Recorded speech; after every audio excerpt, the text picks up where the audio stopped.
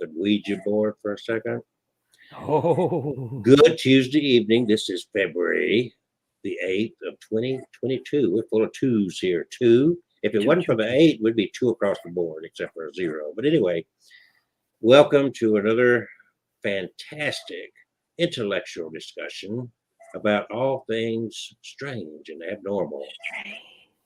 And we're going to have an interesting show tonight. We're talking about lake monsters. And of course, the first few minutes, 20 minutes or so, Kevin's going to talk to Macy, the haunted doll, with his app for speaking to spirits.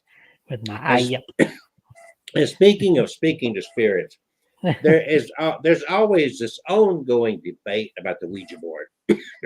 Oh, it'll open doors to evil, blah blah blah. And I have experimented with Ouija boards throughout my life. I've owned Ouija boards. I've got one now, had it forever. Not quite forever, because he found that forever goes back like 14 billion years. So I hadn't had it that long, according to Google. Was it 18 billion or 14 billion? 14 billion. 14 billion. Give or take a billion. Not had the Ouija board for 14 billion years. But I've done a lot of experiments with it. I've had absolutely zero success under my experiments. Now, there are tools that I've had success with. One is the pendulum, has been an awesome tool for me. And I think Kevin would vouch for that too. I think he's had pretty good success with the pendulum. But the Ouija board, and I want to share something with you because I'm not the only one that's like, let's see if this really works. So the first question you've got to ask is, do spirits care? Can a blind person talk to spirits? Would a spirit communicate with a blind person? What would hinder a spirit from communicating? Right? I would think they could. Yeah. Well, I would too. I mean, a spirit shouldn't care.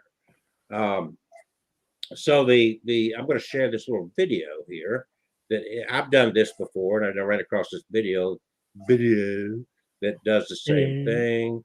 So just pay attention. We're going to start this out. I want people to be at peace.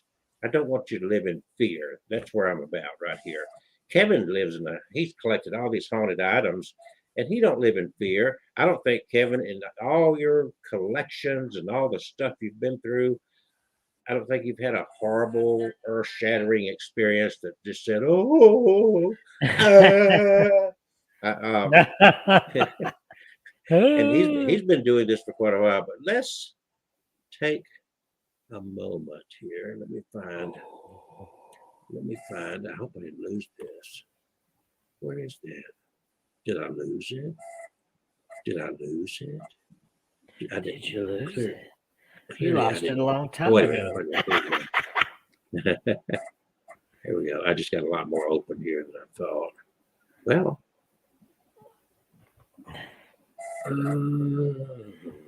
I got this shared all over now. Okay, we're sharing. Hold on. Why are you losing it over there? Where did I have it? Maybe I lost it. Oh, are you looking up there? Oh, wait a minute. There we go. Okay, now I just need to find the title of it.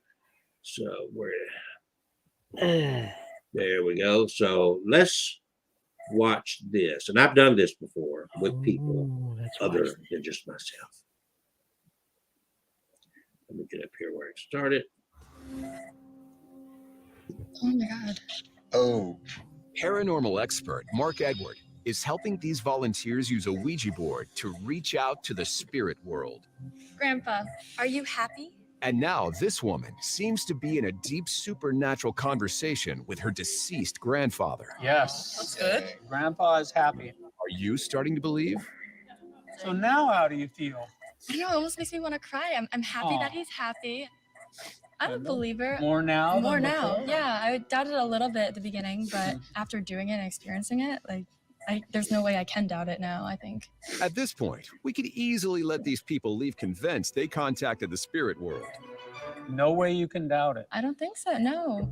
But for our final test, we're going to have the group reach out again, only this time with a little twist. What I have here are some blindfolds. Oh, no. Okay.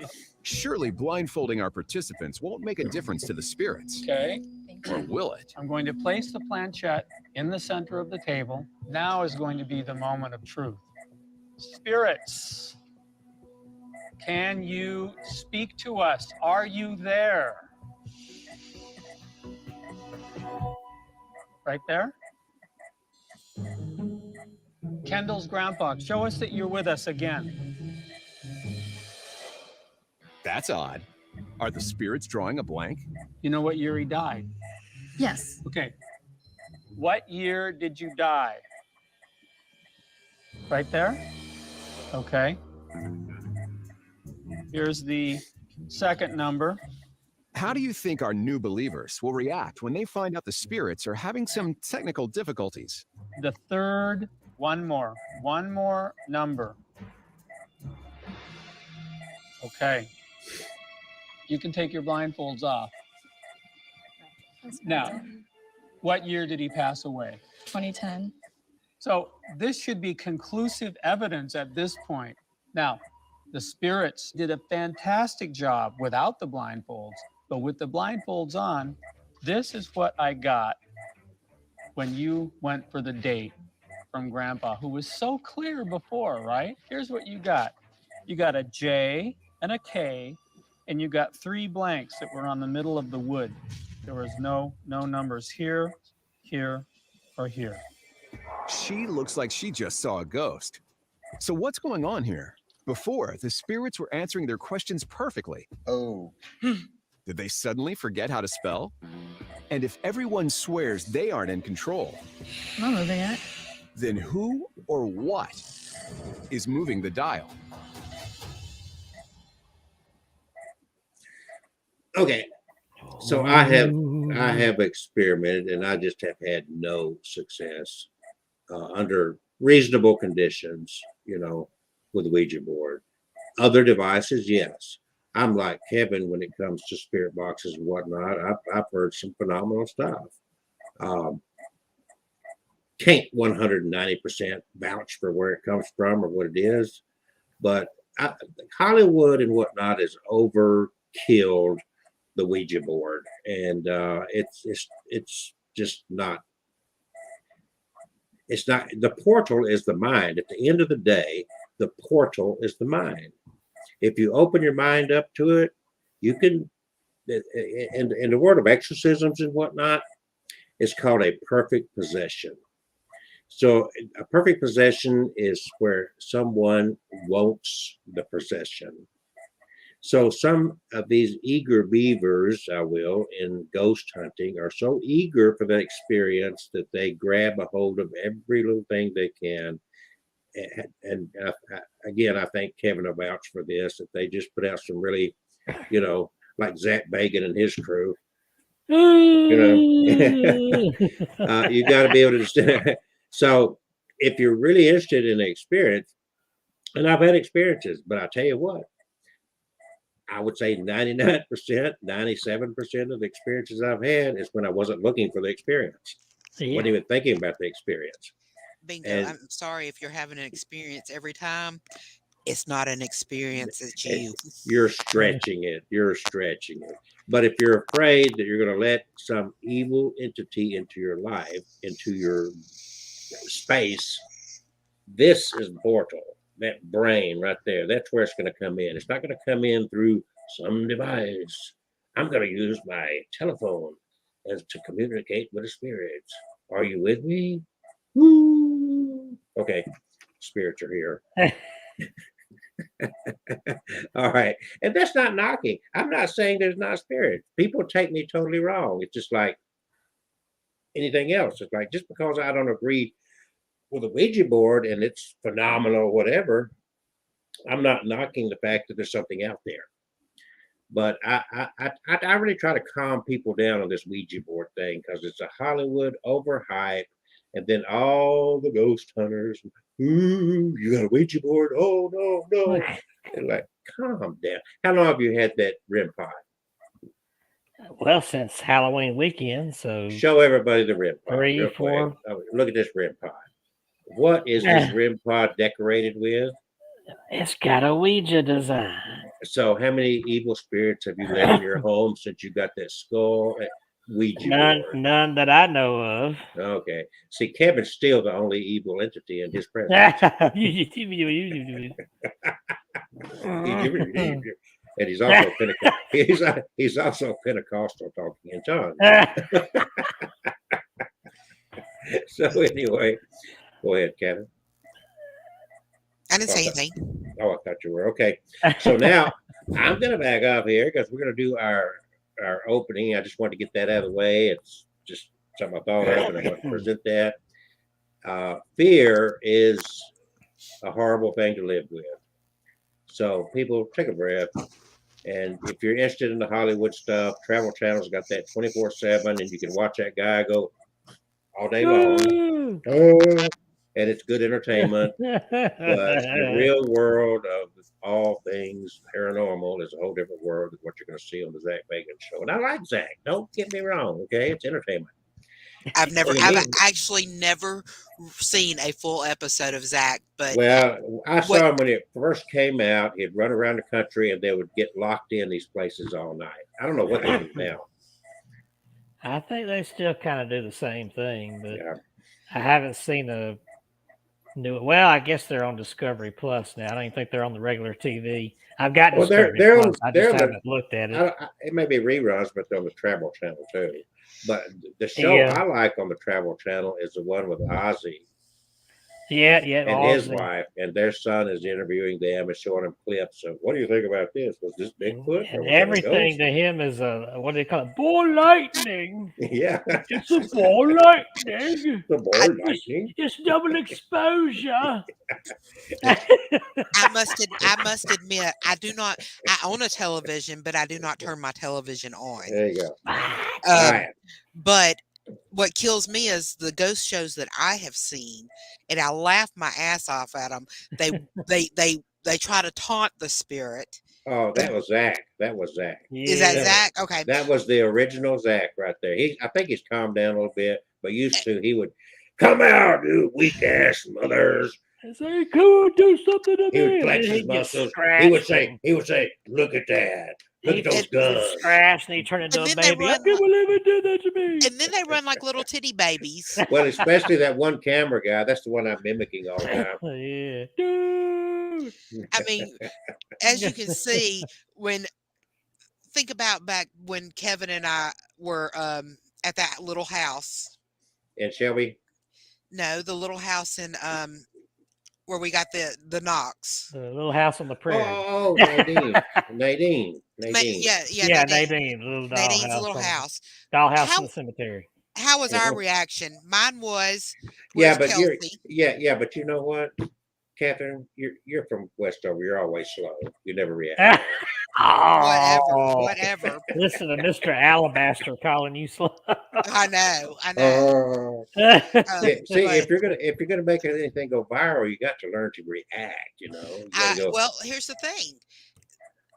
Even though I heard it and it was obvious that it was there, I wanted to look for a reasonable reason why it happened. That's the reason I said, "Where's Kelsey?" Yeah. And then there was no reasonable reason that it happened. So therefore, it's Yeah, but the initial knocking should be in there. And then you say, okay. "Oh, wait, where's Kelsey?" And then Well- Kevin would say, Kelsey's way over there. Next I don't know time what that was. I'll What's turn that the knocking? camera on me. I'll say, dude, the devil is knocking. maybe I need to work on my bad acting skills. That's it. They'll never become good acting skills if you don't work on them. Well, I'm talking that's bad acting. I know, but it sells. People like that crap. You know, I just my first instinct is, okay, that happened. Okay. Yeah. I want to know, did something else cause it? Well, here's the thing. Just like that incident that you're talking about, that was broad daylight. It wasn't spooky, cloudy, lightning, thunder in the middle of the night. It was like, oh, nice, calm, brisk day. Walking through a cemetery. We'd gone to a museum. We're just kind of casually going about. We want to take some pictures. And Kevin's got his little devices, and and he just ate and he's farting and all that stuff. You're belching. Just ate his No, we party. had not eaten yet. We ate Oh, afterwards. that's right. But the bottom line is, I would say that over 50% of the phenomenal experiences I've had in the paranormal were in broad daylight. They weren't in some spooky setting. But this is all Hollywood TV hype stuff to think that you got to do all that woo-woo. Look, it's thundering. But you go back to when I was a kid, the scary shows, the scary movies were the old Frankenstein and Dracula movies, Bela Lugosi, and it was all black and white. The TVs were black and white when I was a kid. Back when And- we used to dream in black and white. Yeah, and so the lightning, you set the stage for that. That's why all these shows are like the middle of the night, lock us in, and they're creeping through there, and whatever. But there is something out there. Clarify that. But if you're in for the entertainment, there's plenty of that out there. On YouTube is full of it. Huff Paranormal is one of them. It's like my hats off to that guy. 2 million freaking followers, and all he does is connect copper wiring to a spirit box and say, "I'm talking to Betty White. How are you, Betty?" Do you remember how? Do you remember me taking the pictures over at Natural Bridge in Alabama? Yeah, With I've the got them. spoons? You want to see the spoons? I've got them right here. Okay, Yeah, the she's you spoon, want right to show there. the spoons. Show the them. spoon picture, the Show 'em. spoon pictures. Where's the spoons? Let's And yeah, folks, we're not talking about spooning in bed, okay? and yeah, we're not talking about that kind of spoon. Let's explain this too. Someone had taken some old silverware and made a wind chime out of it. I am a photographer, and I was getting ready to photograph a wedding. And And by I the way, thought, AlabamaGhostTours.com, that is us. We didn't steal that from somebody else. Okay, that's my website. and I just flicked the spoons, and because I thought they were cool, and I wanted to hear if they made sound. Well, they stopped, and I snapped a picture of them, and that is what I got in the picture. There was Well, another somebody- picture. It wasn't the only one. No, that's not the only one. The same exact spoon showed another picture in it. It looks more like almost like a robot man, like that man melting from metal. To be clear, we weren't there for ghost hunting. We had a wedding at Natural Bridge. That's why we were there. As normal, we got there a little bit earlier than the couple did, and they've got a little shack where you show up, and they got a little gift shop and snacks, and we were just kind of hanging around there waiting for the couple to show up to get them married. And she is running around with her camera, click, click, click, click. And I don't think you weren't thinking about ghosts or anything, were you? Nothing spookier. You're just getting interesting pictures. No, I was just thought it would be a cool picture to snap a picture of Because they were paying her to take pictures during the something ceremony. interesting to me. Yeah. It was different, and I Yeah. thought, right. So there you go. So I snapped the picture. And I come back, and I'm looking through my camera, and I'm like, "What the heck is this?" And I thought, okay, maybe I got my reflection. Well, the thing about a spoon is, No, you're not that pretty. Come on. the thing about a spoon is if I'd caught a picture of myself, it would have been upside down because it's a concaved image. And I mean, because it's it came up concave right side up surface. because you are upside down. But Ha, ha, ha. But Funny. of course it looks nothing like me. But then the second picture, when I took the second picture, after I saw the first picture, there was another face in it, and it was a Catherine, different face. Catherine, Yes, it doesn't look like your exterior, but it's revealing your soul. yeah, that's what it is. My witchy, bitchy soul. But that is real. I was with her. I was inside chatting it up with the girl that worked behind a counter. Lady wasn't a girl. And when she came in and showed that picture, that girl was ready to lock up and leave. Yeah, I mean, they were removed. They were going to throw them away. But you know what? Do you know what a wind chime is used for? Yeah, scare away spirits. It's to scare away spirits. But I think this wind chime actually captured spirits. Well, those bottle trees are to capture spirits. A lot of people don't realize that. It is 18 after the hour. Oh, Kevin has not talked to Macy yet, but there's a little background on all that, and we all concur that you concur. all this Hollywood stuff is fine. It's entertainment, but that's not the real world of dealing with the paranormal. Ooh. So let's see if Macy has anything to share with us. Anything else you want to say, Catherine? Okay. Cat? No, I'm good. No, you're not good. She's You're not good, but good. okay. So here is Macy. And have we ever talked to Macy before? I think I had her over there at that office one time. Okay. She's got a little Goldilocks look to her. Yeah. So I'm going to back off and let you have full screen with this girl. Oh, there's another one of those nasty comments from Loveface on there. We're getting some nasty comments on the. Alrighty. I'm going to go ahead and start up this spirit box session. Did you guys remove And- that? I thought he was removing it. Let me go on there and block user. There we go. That got rid of it. Thank you. Okay. Now, yeah, he already blocked one and it came up again somehow. All right. So we got the REM pod. And I already talked to Macy before I even logged in here. And she set this thing off, Catherine, before I even logged into the studio. Oh, really? She Awesome. hasn't set it off since, but I think she likes the cat ball. There it goes. That's what it looks like when it lights up there, everybody. But that's I me like your doing Indian that, blanket so. there. Oh, yeah, the Indian blanket. I think I got that at one of those powwows. I got one So. over here. I'm underneath right now. They're so warm. And don't forget, folks, do stick around because we're going to talk about lake monsters. Lake and monsters. Also, you may not realize it, but there's even said to be some mermaids in some of these here lakes. Yes. Oh. So let me go ahead and start up I'm going to do the necrophonic. I think Macy kind of likes that. And I'm going to hold it up here. Hi, Macy. Hi, Macy. Hey, Macy, is that you saying hey?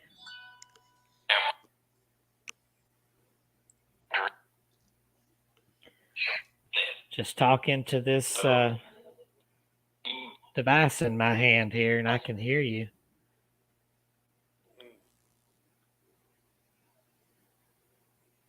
Oh, it went quiet. Oh, there it goes. Macy, say hello to everybody.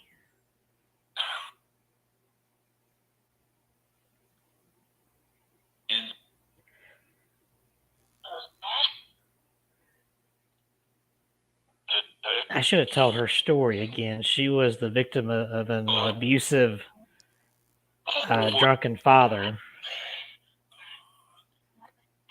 who used to beat her and throw her in the closet. And he beat her to death one night and threw her in the closet and left her there.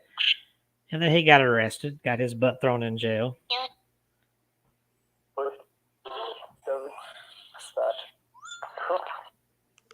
So she's the reason I leave a night light on every night near her doll because she doesn't like the dark.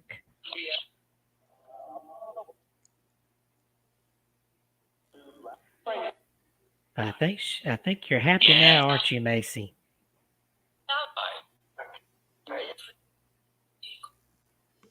Hey, Macy, will you light up that ball for me?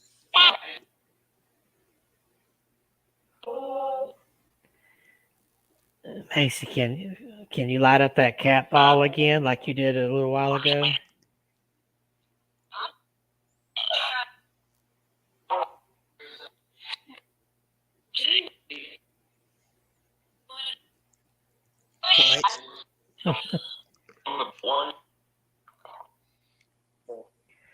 Or if you want to, you can touch this metal thing sticking up in the air and make the face on this guy light up like that.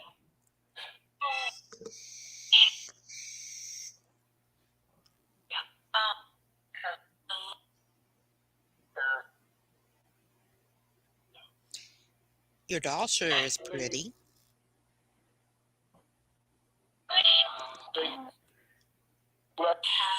Does your doll look like you, Macy?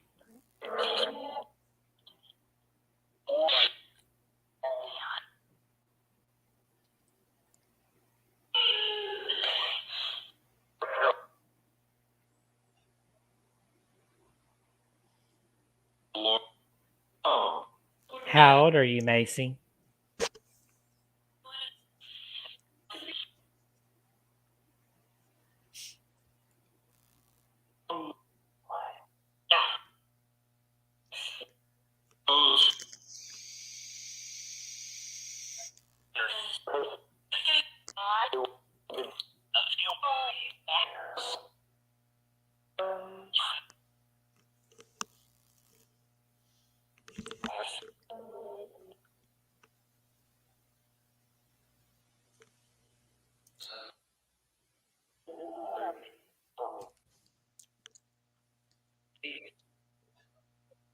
Hello, Macy. Are you still here with me? Yeah. Is there anything you want to say to us?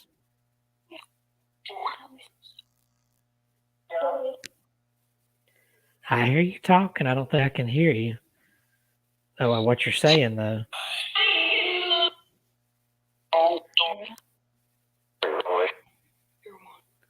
Is that is your is that mean daddy still around? Yeah. I told him not to come back, and he better not.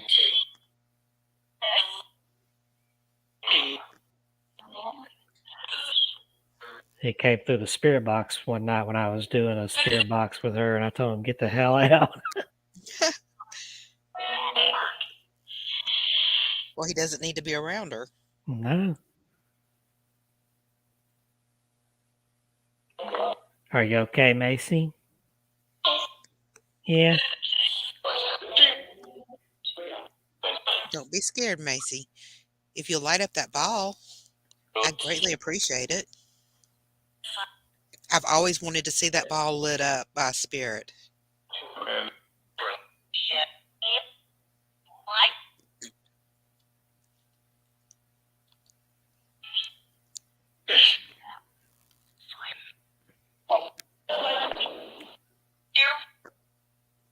Light that ball up again, Macy, and show them how pretty it is.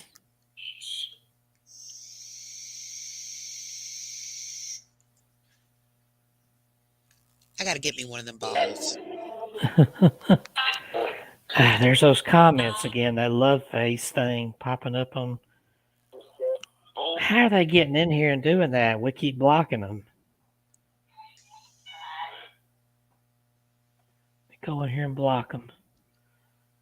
There we go.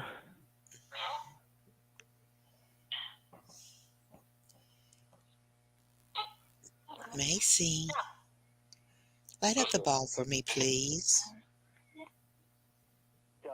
She's chattering on this. I can hear her on this necrophonic, but I don't know. She sounds happy.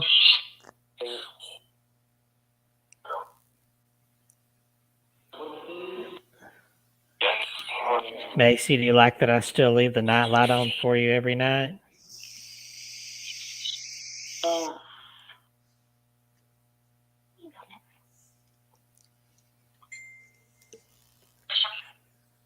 Do you still need the night light?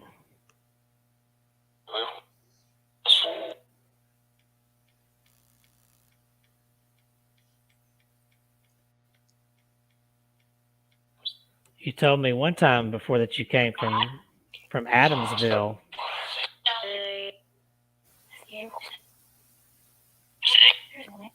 What's that flashing light on her now? Oh, I don't know. I didn't see. It's not the ball. It might be. It might just be the camera. Macy, my daddy lives in Adamsville. So that's where I grew up, was Adamsville. I like it up there. And I'd heard a story when I was a kid about a little girl that had been abused. So I guess that's who. I guess Macy is her.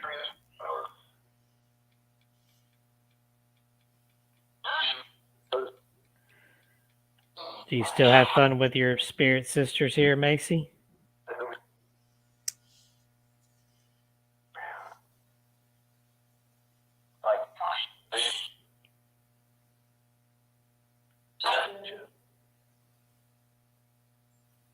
Do you like this house better than our old house?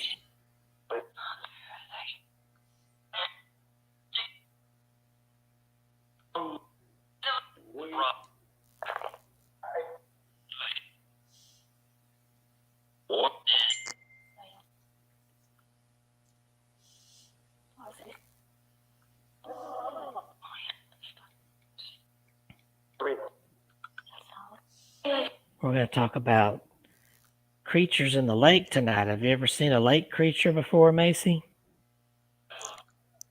I bet you she knows what a mermaid is. All little girls love mermaids. Do you know what a mermaid is, Macy?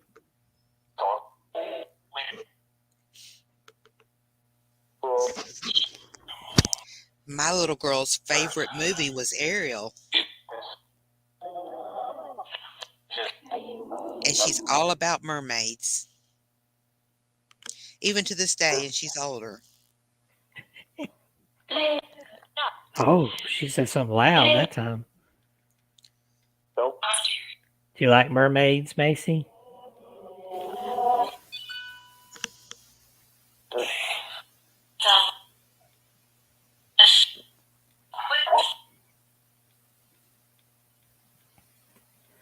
We're going to talk about some tonight. You get to stay here with me and listen in.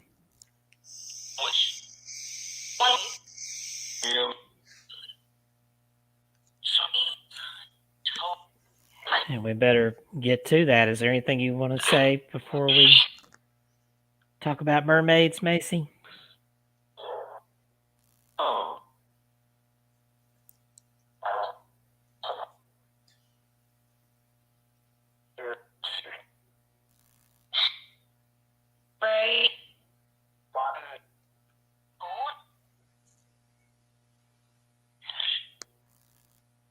Anything you want us to know?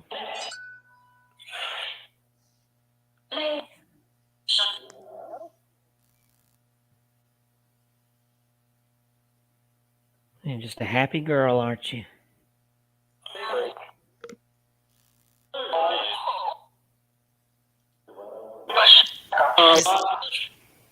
Does Kevin take good care of you, Macy?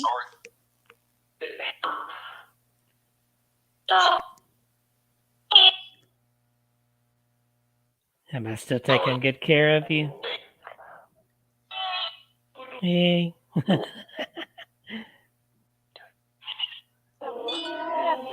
I still love my Macy.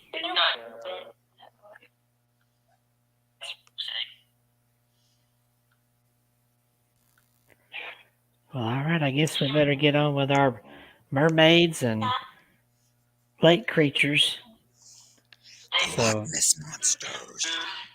So if there's anybody, any spirits that are here that don't belong, you need to be sure to go back to where you belong, and all spirits back away, because I'm going to shut the door here. I'm going to count down from 5, and I'm shutting it down. 5, 4, 3, 2, 1. Thank you. Goodbye.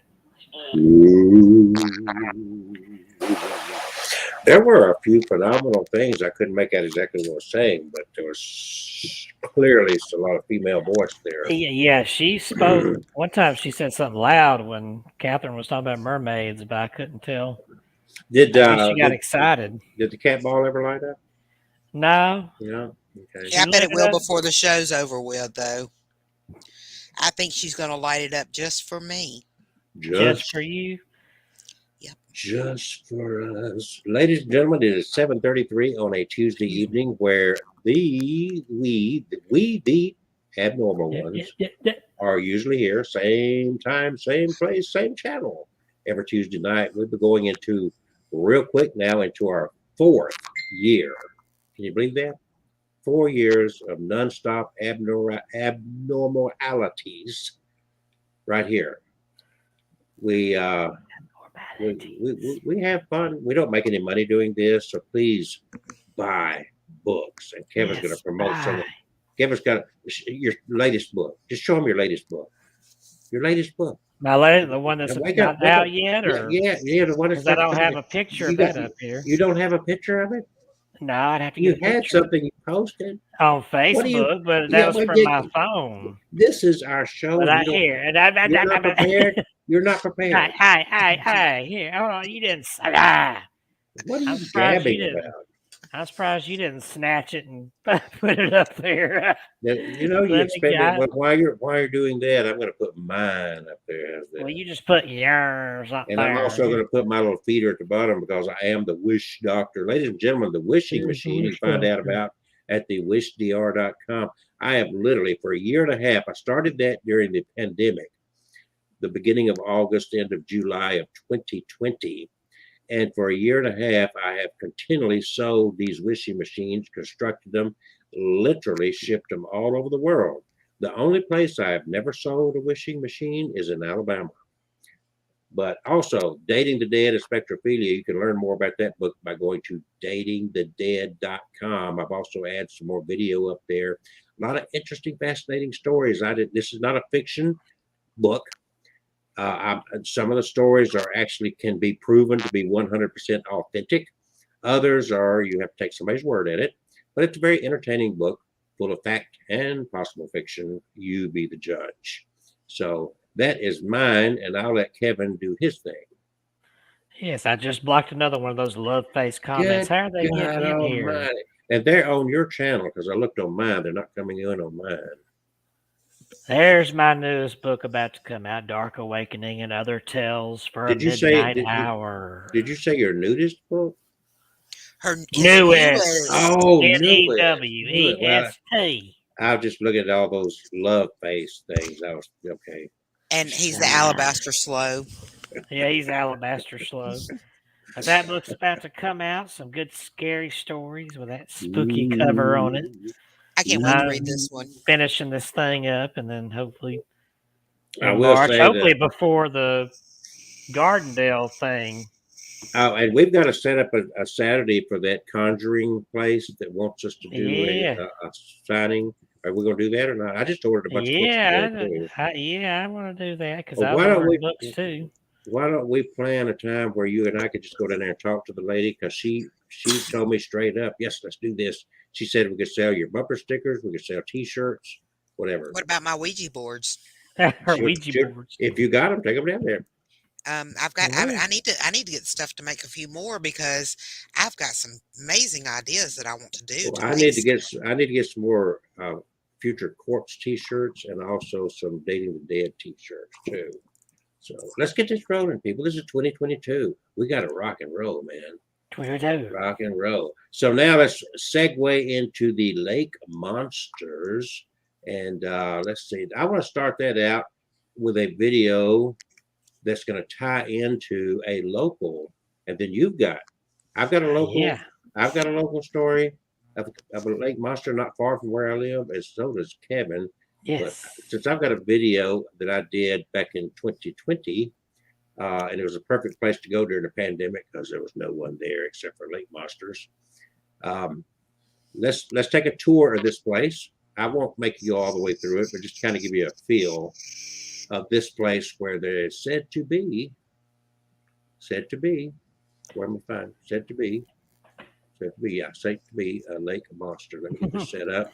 Said to be. And so let's see, share. I'm not talking about share Bono. Chairs and I got you, babe. The flute is back.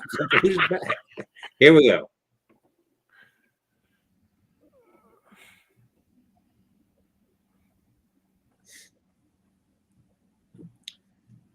This is down in Prattville, Alabama. But this is just kind of the introduction to it of a dilapidated old building I drove by.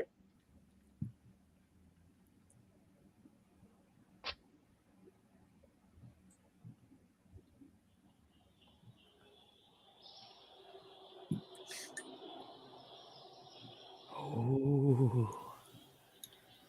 There Nice is shot it of the- again. Look at that. Again, two more. Two more. All those stupid comments. God. You must have blocked one same time I blocked one. Oh no, I think Okay, it's blocked. you took care of all of them when you did the one block. Let me look at my channel here and see what I looked at mine. It wasn't showing on mine. see what they're doing here. If it's on mine, I'm gonna kick their little. Yeah, you see, they're getting deleted on here. Yeah, it's on mine. See There it if I is again. can- Another one popped up. There we go. This is called Bear Creek Swamp. Just down, not that far, with probably about 40 minutes from where I live. Look at this place. Now this Bear Creek Swamp is best known for a few years ago. Somebody had gone out in the lake and planted a bunch of dolls, talking about Kevin and haunted dolls. They had put No. stakes out there and put dolls, and it freaked some people out. But there's another story that I'm going to share. I just want to give you the feel of this place. Look at this swamp. I did this video back in 2020. Very interesting place. Well, here I am, folks. Bear Creek Swamp.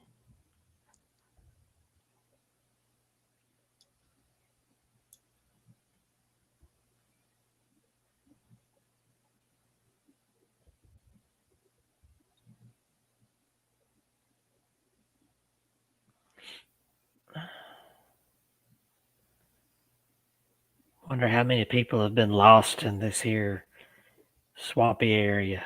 Have you been here? No, I haven't been there.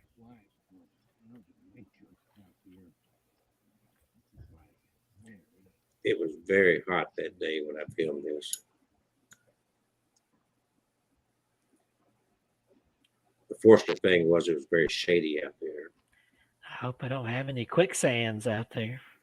I did not walk out into the marsh, I promise.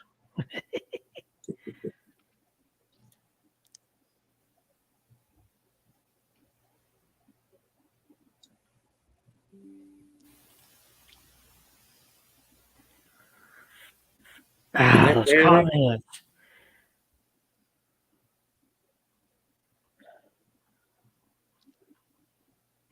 They're relentless, aren't they? I know. How are they doing this? They're just zapping it.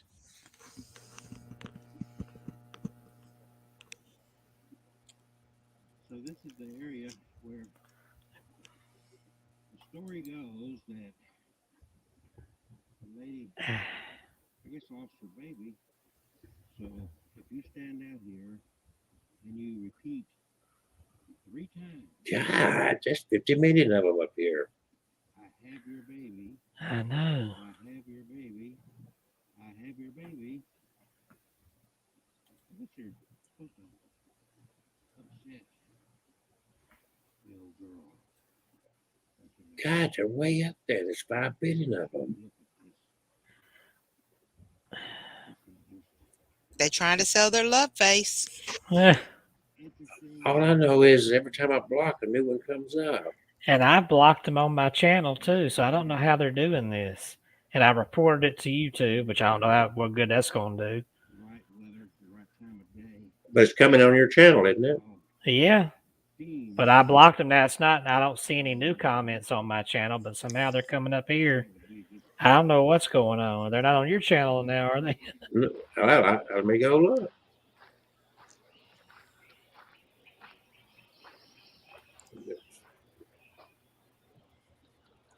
It's not showing up in my feed there.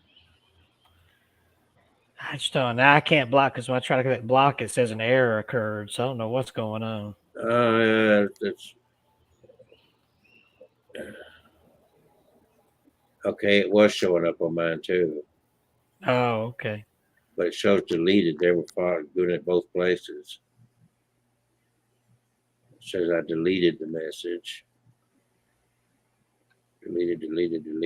There's, okay, there's a new one. Oh, there's a bunch more here. God, a couple more. I hit it. Okay. Yeah, I clicked to put them in timeout. I did. I tried both. I got 2. Okay, let's go back to our show. All right, folks. So there is, and I did a lot of filming there. It's a big swamp area.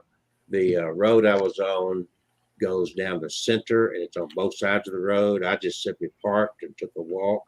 And the latter part of this, I actually took a stroll down through there. But I wanted to give you these little bit. So the spooky part of it had to do with you're supposed to be able to go out there and stand out there and say, "I've got your baby, I've got your baby, I've got your baby," like the looking in the mirror. Let's see, Yeah. what's it? Same thing. But I can tell this story while that film is showing. It's called Bear Creek. I can't talk. Bear Creek Swamp. It's located just outside of Montgomery and Prattville.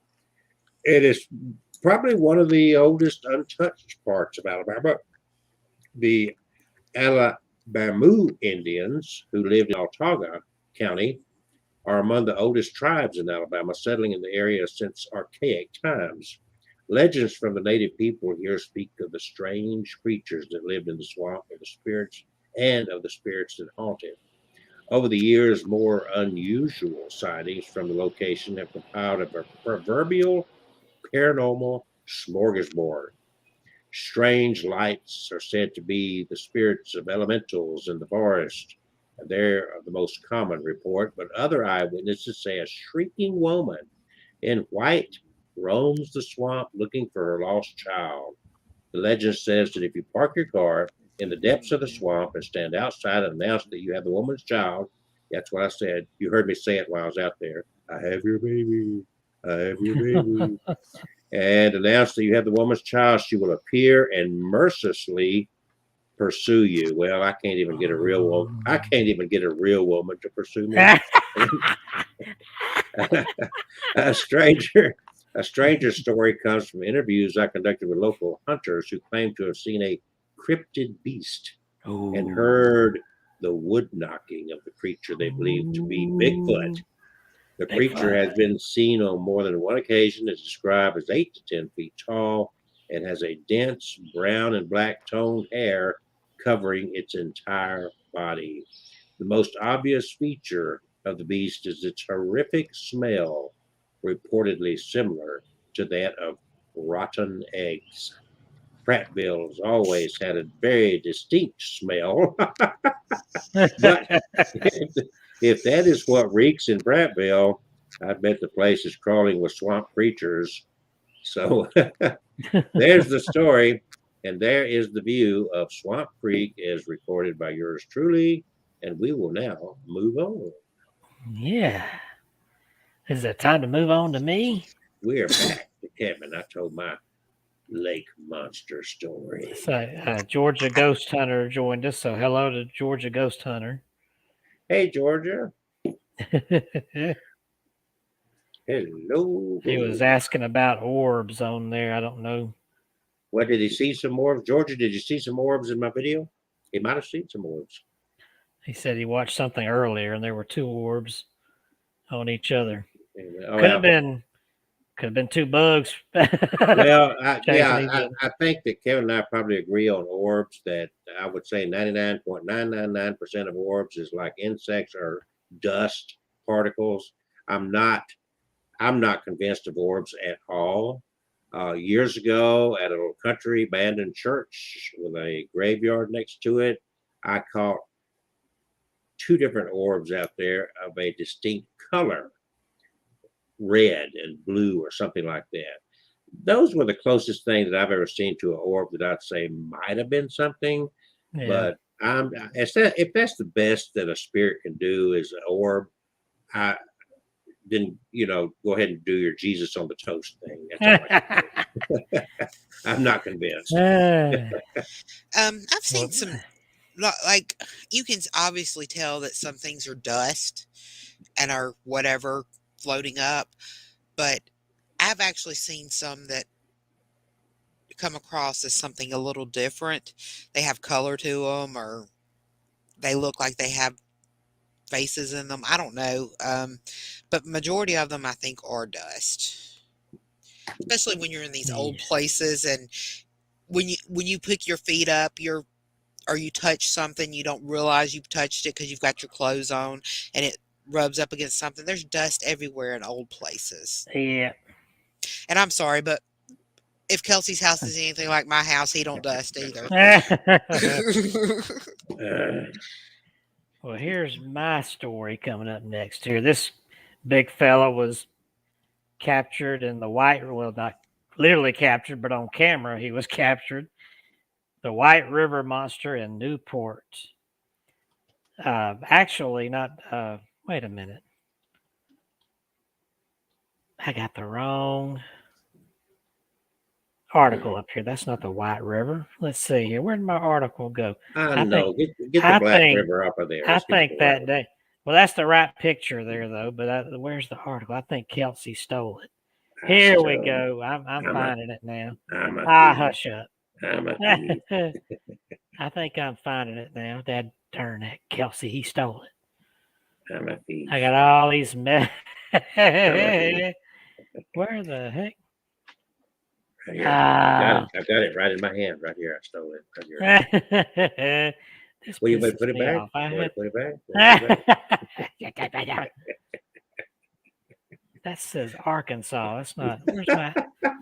I'm not looking for Arkansas. Let me get. Like I said earlier in the show tonight, the portal to evil is in your head, and we're experiencing that with Kevin right now. Hold on now. Let's see. Because I know I had it up here. Here it is. Northport.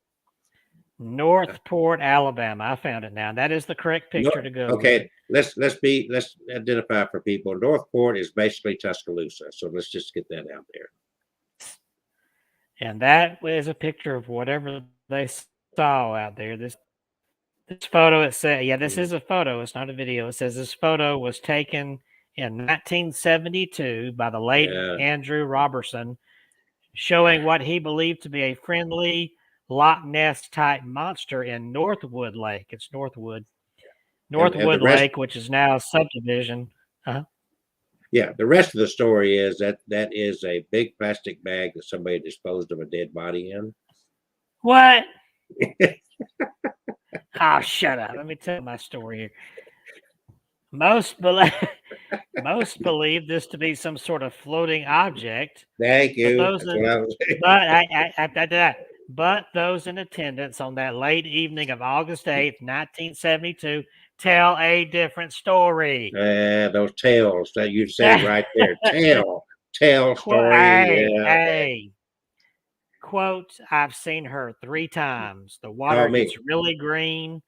I didn't interrupt your story, yo. Yeah, but mine was real. How do you know this one's not real? Because I can look at the picture. Oh, shut up! Okay, let me keep telling the story. I'm the Ozzy Osbourne with a Southern accent. Okay. I've seen her 3 times. The water gets really green when she comes up for air or sun or whatever she comes up for. I really want people to know she's not a threat to humans, said Claude Ball before his passing years ago. I see that name alone. Claude Ball. Okay, yeah. Mm-hmm. Many legends exist of different Loch Ness monsters all across the globe, but most in Northport have never believed this photo or the story. Thank you. Up yours. So, quote, I don't know what I saw, but it was moving and everybody can decide for themselves. Thank you. Last week in the same lake around the exact same area of the lake, a photo was taken by a person who wishes to remain anonymous. I can understand why. Oh my God. The unnamed person says, I don't know what I saw, but it was moving and everybody can decide for themselves. I just did. I know what I saw was bigger than my paddleboard, and I was careful to take this pick and not fall off. The water seemed to turn more green as I carefully paddled to shore. By the time I got to shore and turned around, it was gone. I'm going to say an alligator gar. Some residents report claims of floating trees last week at Northwood's deep, dark, and mysterious lake. Most tend to think this could have been a Christmas tree. that someone did not secure very well to the bottom floor to help with fish habitat. Could this be a pile of debris floating on the same surface in the same pattern time and time again, separated by decades of time? Could this be a large creature living on Northwood Lake's bottom floor, surfacing for air or the sun? She's bigger than a canoe and moves real slow, said Claude Bell, who claims to have seen what he calls her in March 1972, March 1979, and then again while fishing in March of 1990. Each time he tells of Northwood Lake's waters turning very green before seeing the large aquatic being. The real question is, what do you think lurks in the deep, dark 50-foot depths of those green waters of Northwood Lake in Northport, Alabama?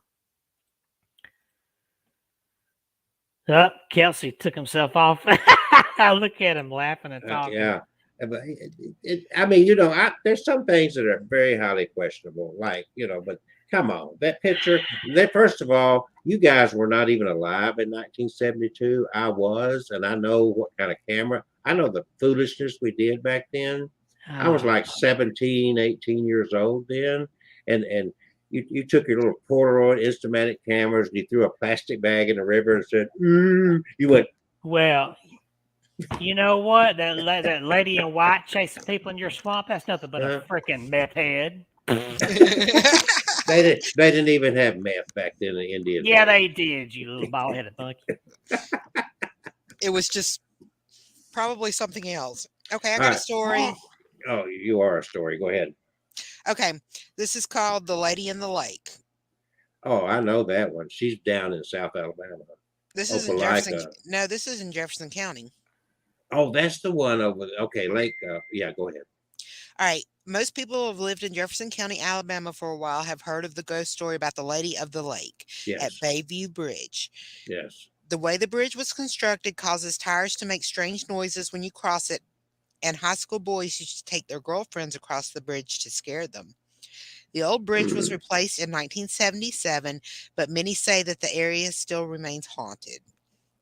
There are many stories about the identity of the Lady of the Lake, but the following stories were often repeated. The first is that the ghost is supposed to be the lady that lived in Edgewater back in the early 1940s that had hired a lady in Bayview to make her wedding dress.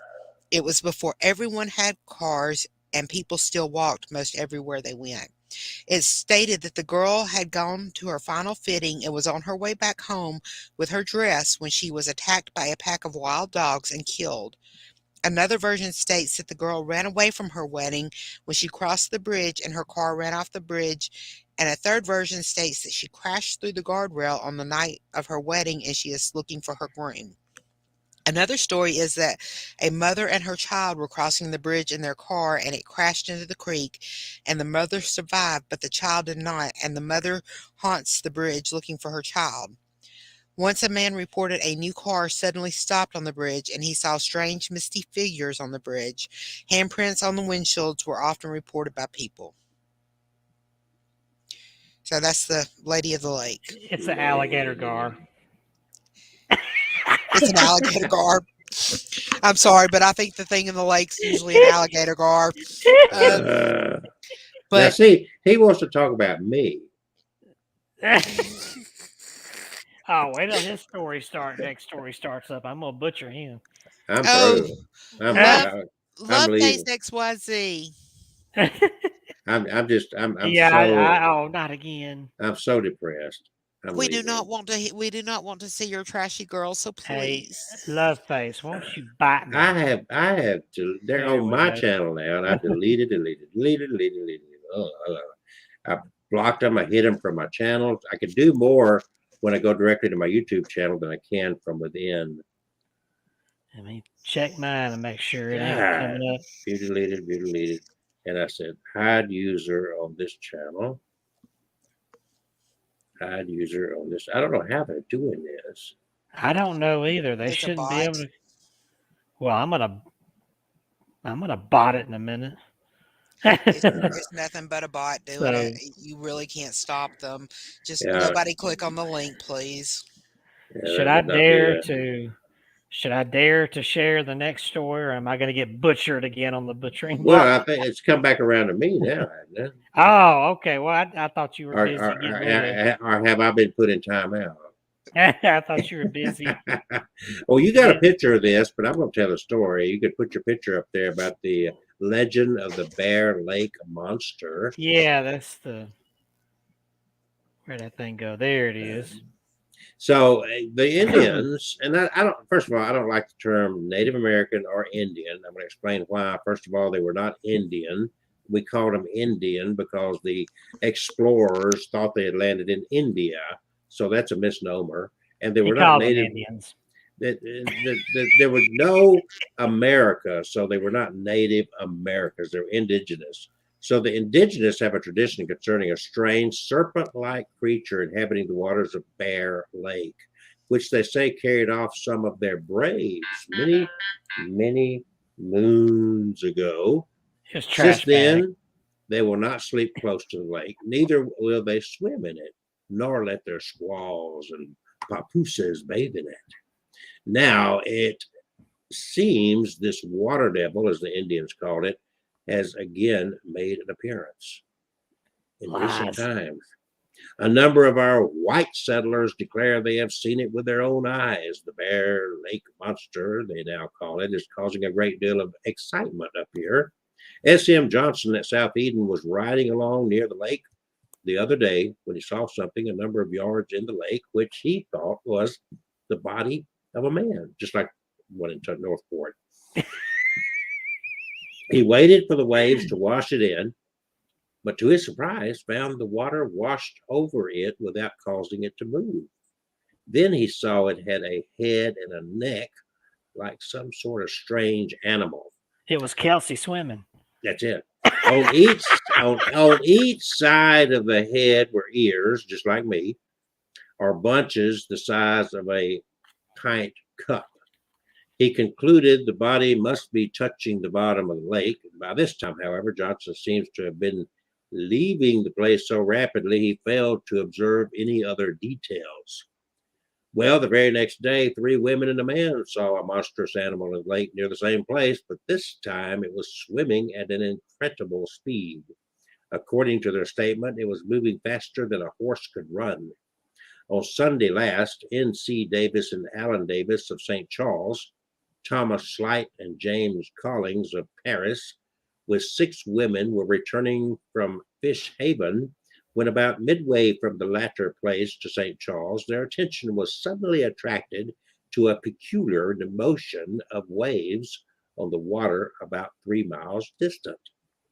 The lake was not rough, only a little disturbed by the wind. Mr. Slate weighs he distinctly saw the sides of a very large animal that he would suppose to be not less than 90 feet in length. Mr. Davis doesn't think he was any part of the body, but is positive it must have been less than 40 feet in length, judging by the waves it rolled up on both sides of it as it swam. The wave it left in the rear. It was going south, and all agreed it swam with a speed almost incredible to their senses. Mr. Davis says he never saw a locomotive travel faster and thinks it made a mile a minute. In a few minutes after the discovery of the first, a second followed in its wake, but seemed much smaller, appearing to Mr. Slate about the size of a horse. A larger one followed this, and so on until before disappearing, made a sudden turn to the west, a short distance, then back to its former track. At this turn, Mr. Slate says he could distinctly see it was of a brown color. They could judge somewhat of the speed by observing known distances on the opposite side of the lake, and all agree that the velocity with which these monsters propelled themselves was outstanding or astonishing. They represent the waves rolling up on each side as about 3 feet high. This is substantially their statement as they told me. Excuse me. Messengers, Davis and Slate, are prominent men, well known in the country, and all of them are reliable persons where veracity is undoubted. I have no doubt they would be willing to make an affidavit to their statements. Was it a fish, a serpent, amphibious, or just, pardon me, a big fib? Or what is it? I give up, but live in hopes of someday seeing it.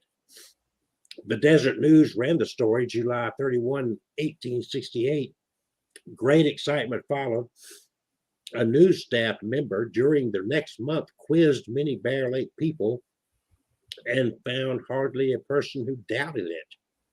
However, the inevitable skeptics did appear on the scene. The indigenous had taken a great deal of interest in the stories of the monster and claimed that their ancestors had told them about a monster. They were telling some pretty good-sized stories about the creatures. In 1874, a traveler named John Goodman came through the Bear Lake Valley. He described an indigenous legend about two lovers whom, upon being pursued by some of their fellow tribesmen, plunged into the lake and were charged by the Great Spirit into two large serpents. They became, however, of course, that is just a legend. The description of the monster was the following: a creature with a brown colored body, somewhat bigger in circumference than a man, anywhere from 40 to 200 feet long. Its head was shaped like a walrus without tusk or like an alligator's, and the eyes were very large and about a foot apart. It had ears like bunches, about the size of a pint cup. It had an unknown number of legs, approximately 18 inches long, and it was awkward on land, but swam with a serpent-like motion at a speed of at least 60 miles an hour.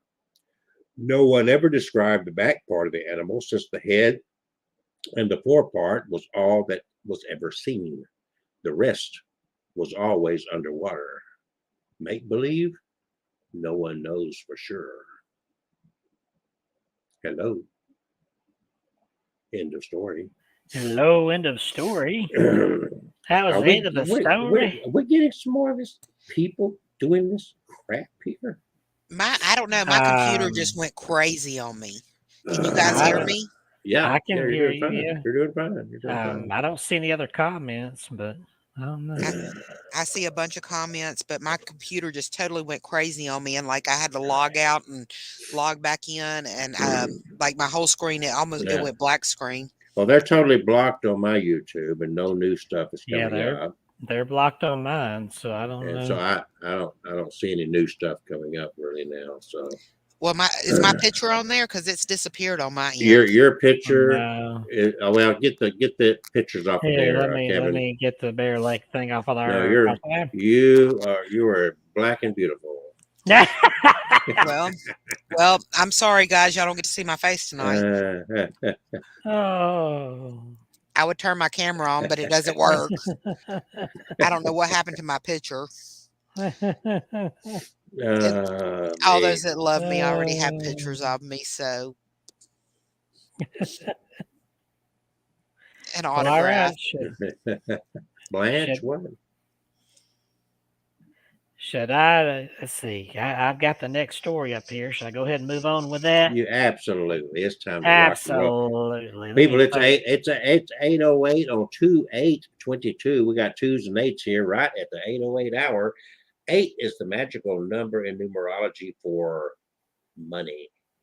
So hold on to that thought, because money is on your way thanks to the 8s. Go ahead, Kevin. All right. Let me go on here. Throw this ugly thing up there. Look at that thing. Oh. Could there really be an octopus terrorizing Oklahoma's lakes? I'm going to start with the article, the actual real article from August 12th, 2007. This actually happened. It's documented. Yes, it is. All right. let's see here. At about 9 p.m. Saturday, authorities called off the search for a 7-year-old boy who disappeared in about 10 feet of water while swimming with his family in the Cimarron River south of Perkins and Payne County. The search for Noah Kellogg, that's his name, is expected to resume today at first light with dive teams and sonar. Quote, a man and his 5 children were out swimming off a sandbar in a relatively calm section of the river when the incident happened, Trooper Betsy Randolph said. At one point, the father looked around and the boy was a little further out than the rest of the children, at which point the father told him to come back in. He turned around for a second and realized that the boy was out too far again, said Trooper Randolph. It was then that the boy began to panic, saying that he could not swim because something was pulling him under, said Trooper Randolph. We don't know that there's any undercurrent or undertow in this part of the river, but what we do know is that he started fighting, and when he went under, he never resurfaced. After 10 minutes of looking for his son, Randolph said that the man called 911. Several area responders made their way to the scene, where the search continued with boats, helicopters, and divers until after dark. And since that article, they never have said if they ever found that boy. But many locals believe there that it was the work of the Oklahoma octopus. Oh, that Oklahoma octopus.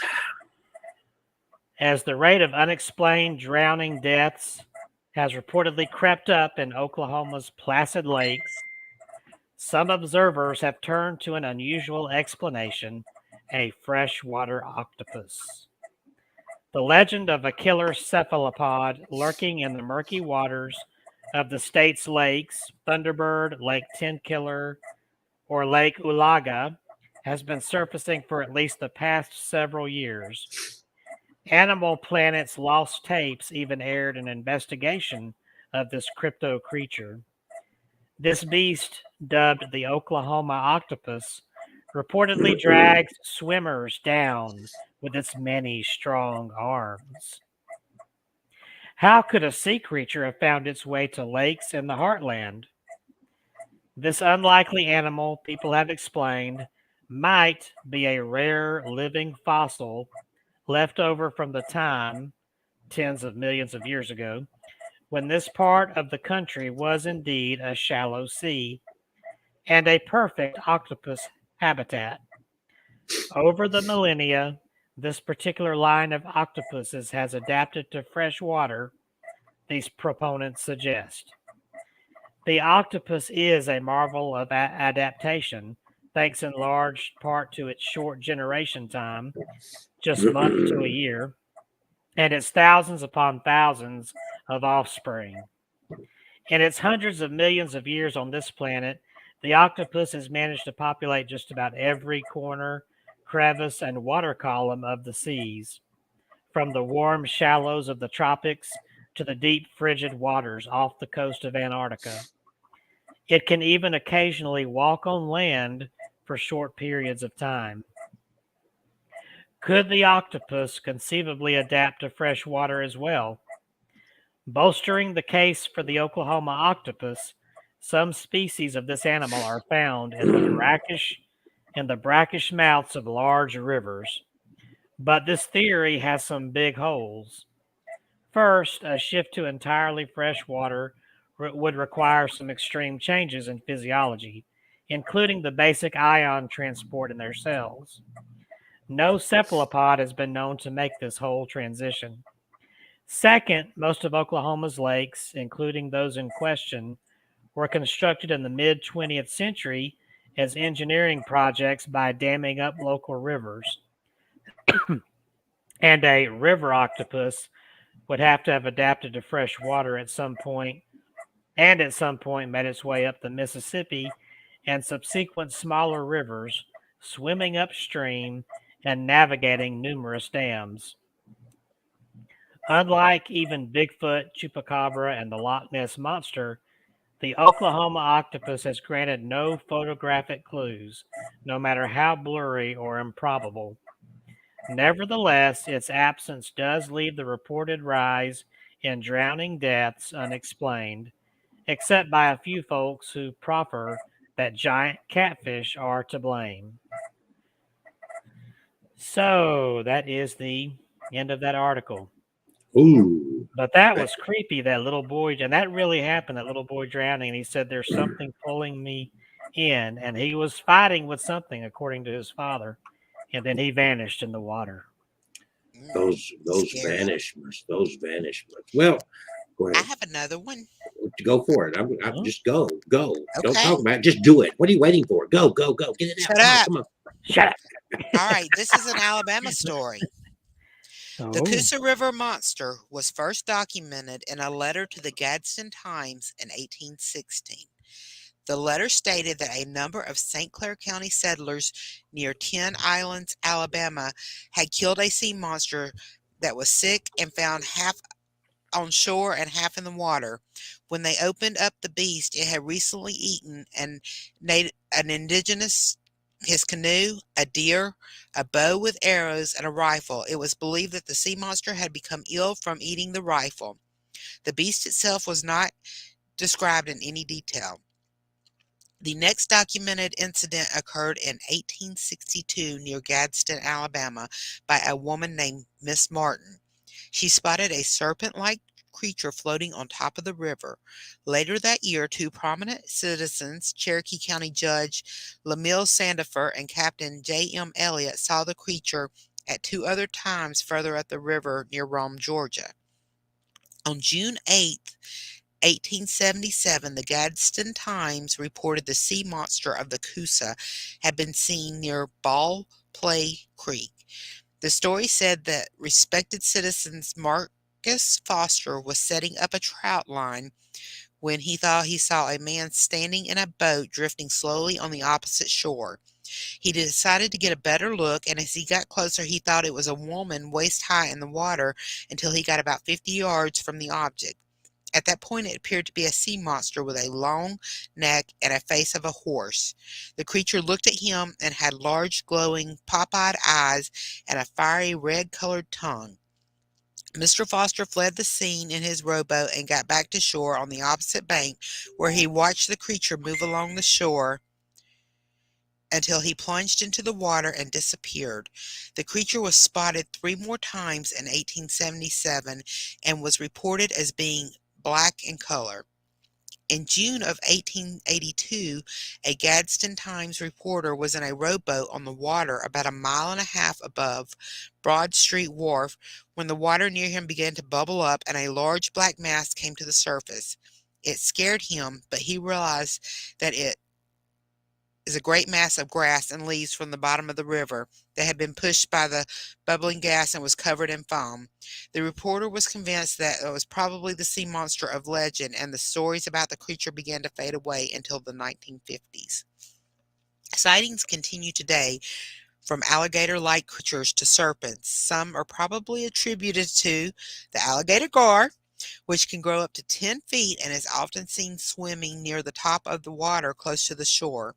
In June 2009, a 3-foot-long dead bull shark was found in the Tennessee River in nearby Guntersville, Alabama, so it is possible that an uncommon or very large species could explain the sightings.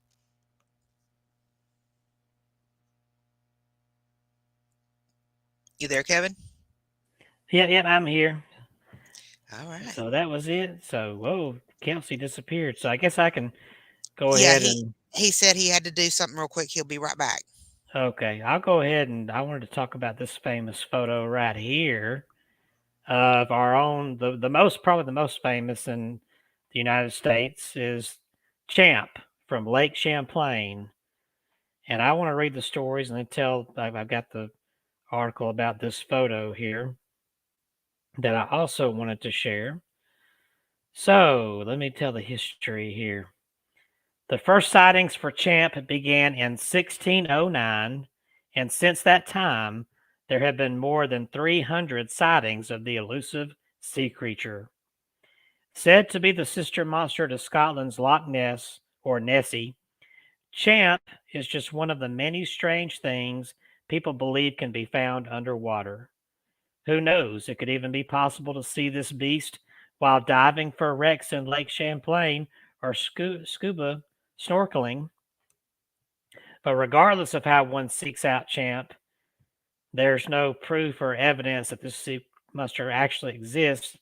However, there are many eyewitness accounts and even some very interesting photo and footage that does make a person scratch their head and wonder if such a creature could actually exist. So getting to... my computer froze up. Can y'all hear me? Yeah, I can hear you. Okay, my computer suddenly froze up. Hold on. I can still Okay. see you moving. Oh, okay, Mine good. did the same thing earlier. Yeah, it's like it's trying to... What the heck?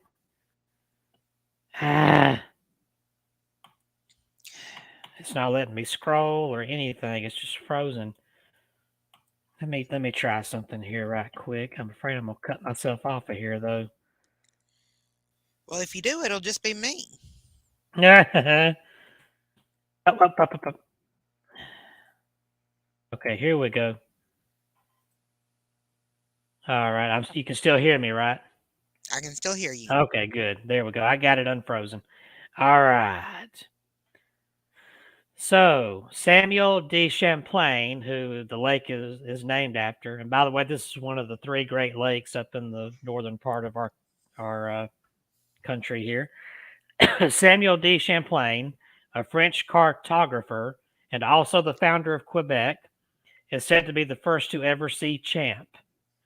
The reason this is interesting is that due to his job as a cartographer, he would not have been familiar with new landscapes and exploring new territories, thus making his credibility even more believable. According to his account, Champ was roughly 20 feet long and described as a serpent that was thick as a barrel with a head like a horse. Granted, this description is somewhat terrifying considering the fact that nothing quite like this has ever truly been seen before. The fact that a person can see from one side of the lake to the other from either Vermont or upstate New York, the thought that there could be an animal of such great lengths is tremendous. Whether or not this was accurate remains to be seen. Champlain did, however, include additional notes about the sheer size of the fish he had witnessed in the lake's depths, which could also be in part what fueled his legend. Interestingly, the sightings continued for hundreds of years. In 1819, there's an issue of the Plattsburgh Republican that tells about the account of one Captain Crumb, who was said to have seen a 187-foot creature swimming in the lake's waters. According to his very descriptive account, the serpentine monster followed him even as he tried to evade it. He also added that it appeared to have the eyes the color of peeled onions, 3 teeth, and a belt of red around its neck. Many decades later, in 1883, Sheriff Nathan H. Mooney claimed to have seen a similar creature that was almost 30 feet in length, and according to him, the creature had white spots on the inside of its mouth. After his report, many more soon stepped up to detail their own Champ encounters. And then we have this photo here that was taken, I guess, 40, 50 years ago. Let me pull up my screen again where I had it before, whatever that was, not my computer crazy, because I have an article just on this one. All right, here we go. Just going to talk about the lady who took this photo. All right, let me get rid of these ads here. These stupid ads. All right, here we go. Sandra Mancy lived in Bristol, Vermont, up a long driveway from the 2-lane road. Wait, let me skip all this stuff. I'm just going to get to where she talks about the taking the picture. All right.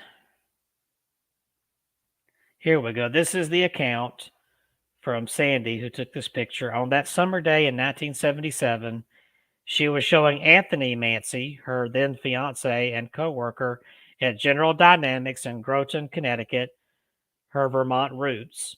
Her 2 children from a previous marriage were with them. We started off on St. Albans Bay with my children, Heidi and Larry, and we were just exploring, she explains. We meandered north, and then the kids started fighting over who was breathing whose air. I know about that. We were on a dirt road, and we pulled over and walked across a field and then down an embankment. It was around noon. The kids took their shoes off and waded in. We were sitting there by the water, and Anthony decided to get the camera. So he went back to the car, and I was sitting down the embankment. I was looking out at the lake, and I could see a turbulence, like how a school of fish look. I went, wow, that's a big school of fish. Wouldn't my grandfather like to look at this? Then, pretty soon, the head and the neck broke the surface, and I thought, whoa, that's one heck of a sturgeon. I knew what a sturgeon was. They're absolutely huge, but they're not that big. And then the head came up, and then the neck came up, and then I could see the back. And then Anthony came to the top of the embankment and saw it, and he was screaming for the kids to get out of the water. They got out, and he got them back in the car. The whole time I was thinking, what is that? Anthony came to the edge to help me up, and he handed me the camera so he could pull me back up the bank. I was on my knees getting up, and I picked the camera up and looked over its back, and I took the picture. And Anthony was like, come on, come on. I said, wait. And then we watched it. It never gave any indication it knew we were there. I watched it maybe 5 minutes. You could see the water coming off its back. Then the back went down, the neck went down, the head went down, and only then was I caught up in a panic. I heard a boat way off in the distance. He knew a boat was coming. I wasn't afraid. It was more of, oh my God. When I was little, my grandfather would tell us that if we did not sit down in the boat, he'd throw us in the lake and Champ would get us.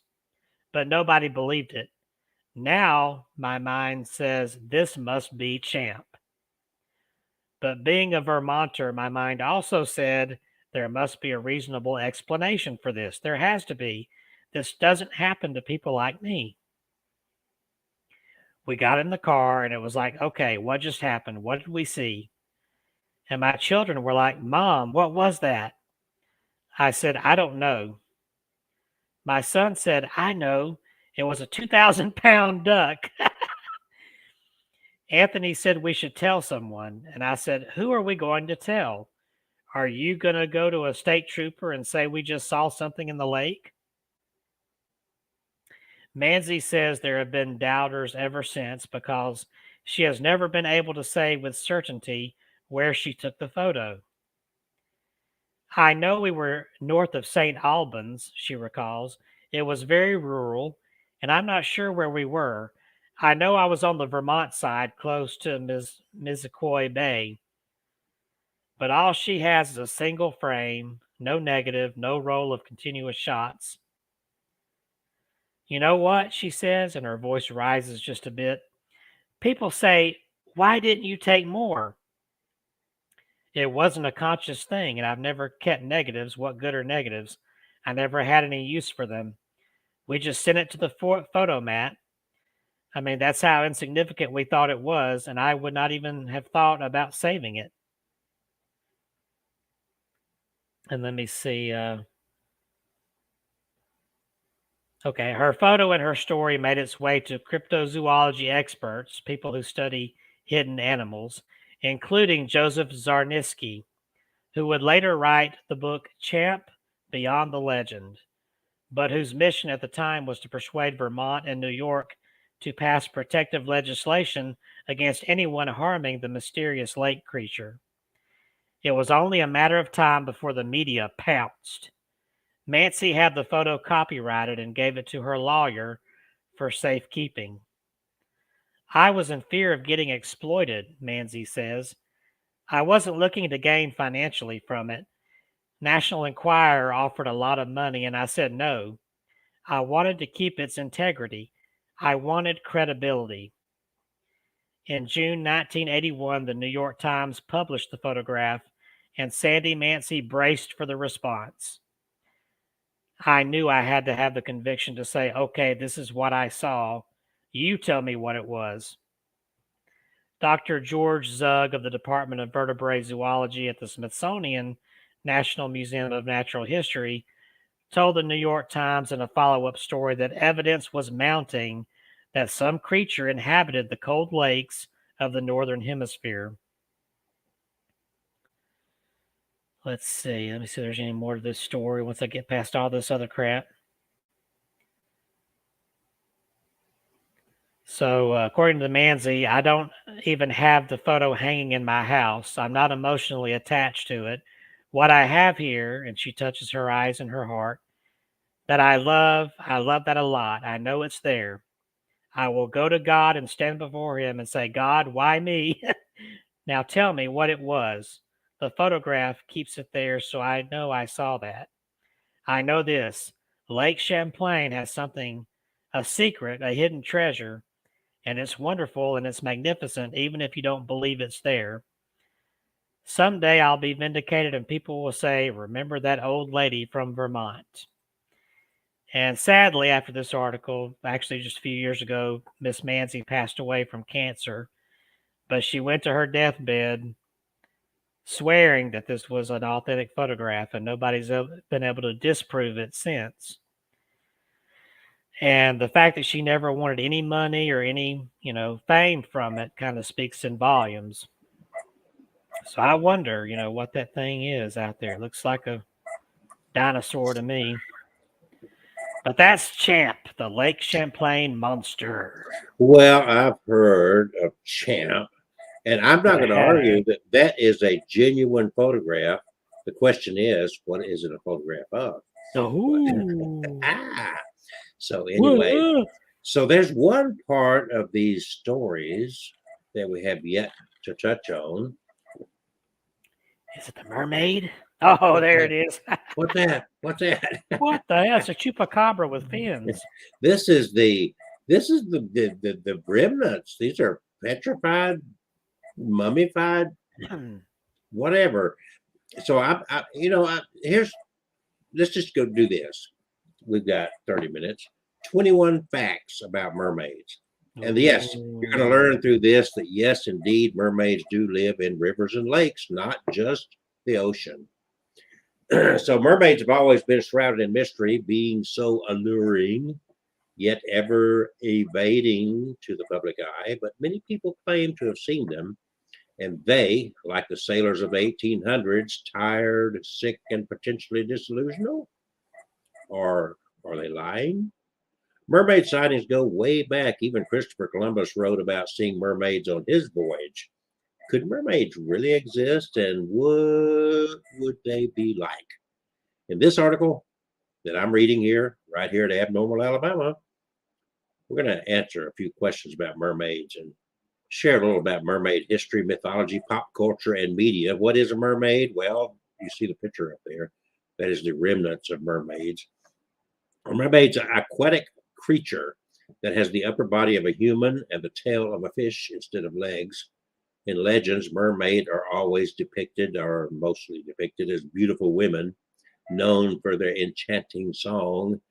They will draw you in with their beautiful faces and that mystical, enchanting song they sing like sirens in the midst of the mist. So are they real? We can only speculate the answer to this question because mermaids are considered mythical creatures, but there is still the question of where the myth of mermaids came from. Perhaps there's some truth to the legend. It's believed that the sailors of olden days who wrote about seeing mermaids were actually delirious from months at sea and mistook manatees for mermaids. Well, manatee tails are, they do resemble that of a tail of a mermaid. And when you've gone so long without seeing a woman, well, anyway, it's amazing what starts looking good to you, right? Okay. That may or may not be the case, but mermaids may seem like something out of the imagination, but the majority of the ocean has been unexplored, so we can't rule out their existence. Even, and I'll bring this up to date, there was a case recently, I believe, of an Auburn student that had been missing for a few decades, and they just recently found his remains and the car that he drove up into a lake recently. So even, or you could say, a lot of our riverways and lakes are also not totally explored. If you can have a sunken car go that long without being found. There's a scientific theory that life originated in the sea. In my studies of theology, we call it the organic soup. And everything evolved from there eventually to the point of creatures leaving the sea. So what if mermaids are that missing link? Perhaps they're our evolutionary ancestors. Well, science doesn't confirm this, but it's something to ponder. Science hasn't come up with all the answers yet. It's a great mystery. So do we just want to discount all those tales of mermaid sightings as merely lies or delusions?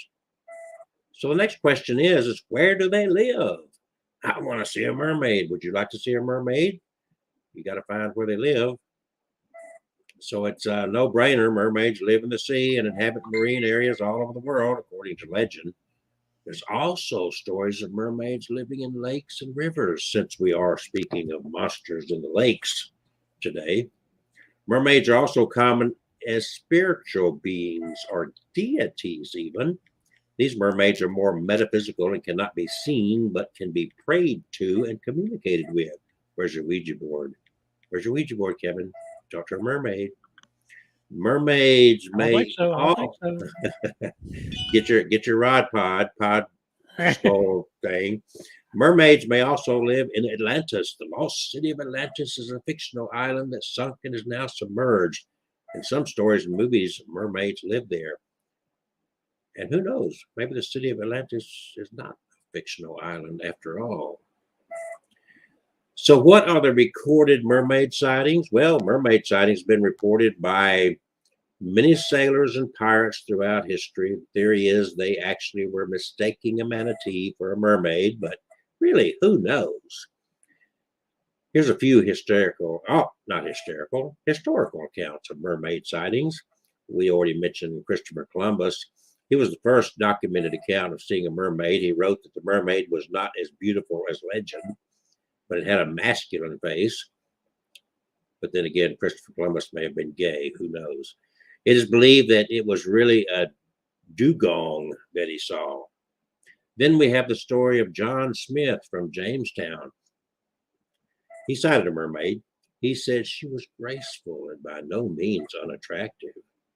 But it's debatable whether it is historically accurate or just the story of a writer. Then there's Edward Teach. Edward Teach was an English pirate who sailed around the West Indies. He was famously known as Blackbeard. Everybody's heard of Blackbeard, right? He was a huge man and one of the most dangerous pirates around. In a logbook, it's recorded that Blackbeard made it in order to steer clear of a certain area that he believed was inhabited by merfolk. Okay. So what about these mermaid hoaxes? We still got the picture up there, Kevin? Am I by myself? No, there we go. I had muted myself to cough. Yeah, it's still up there. You see it there. Okay. So many people tried to capitalize on the mermaid beliefs, and people thought they could profit off selling mermaid hoaxes, tricking the public. Well, the one you're looking at was a P.T. Barnum prop, gaff, if you will.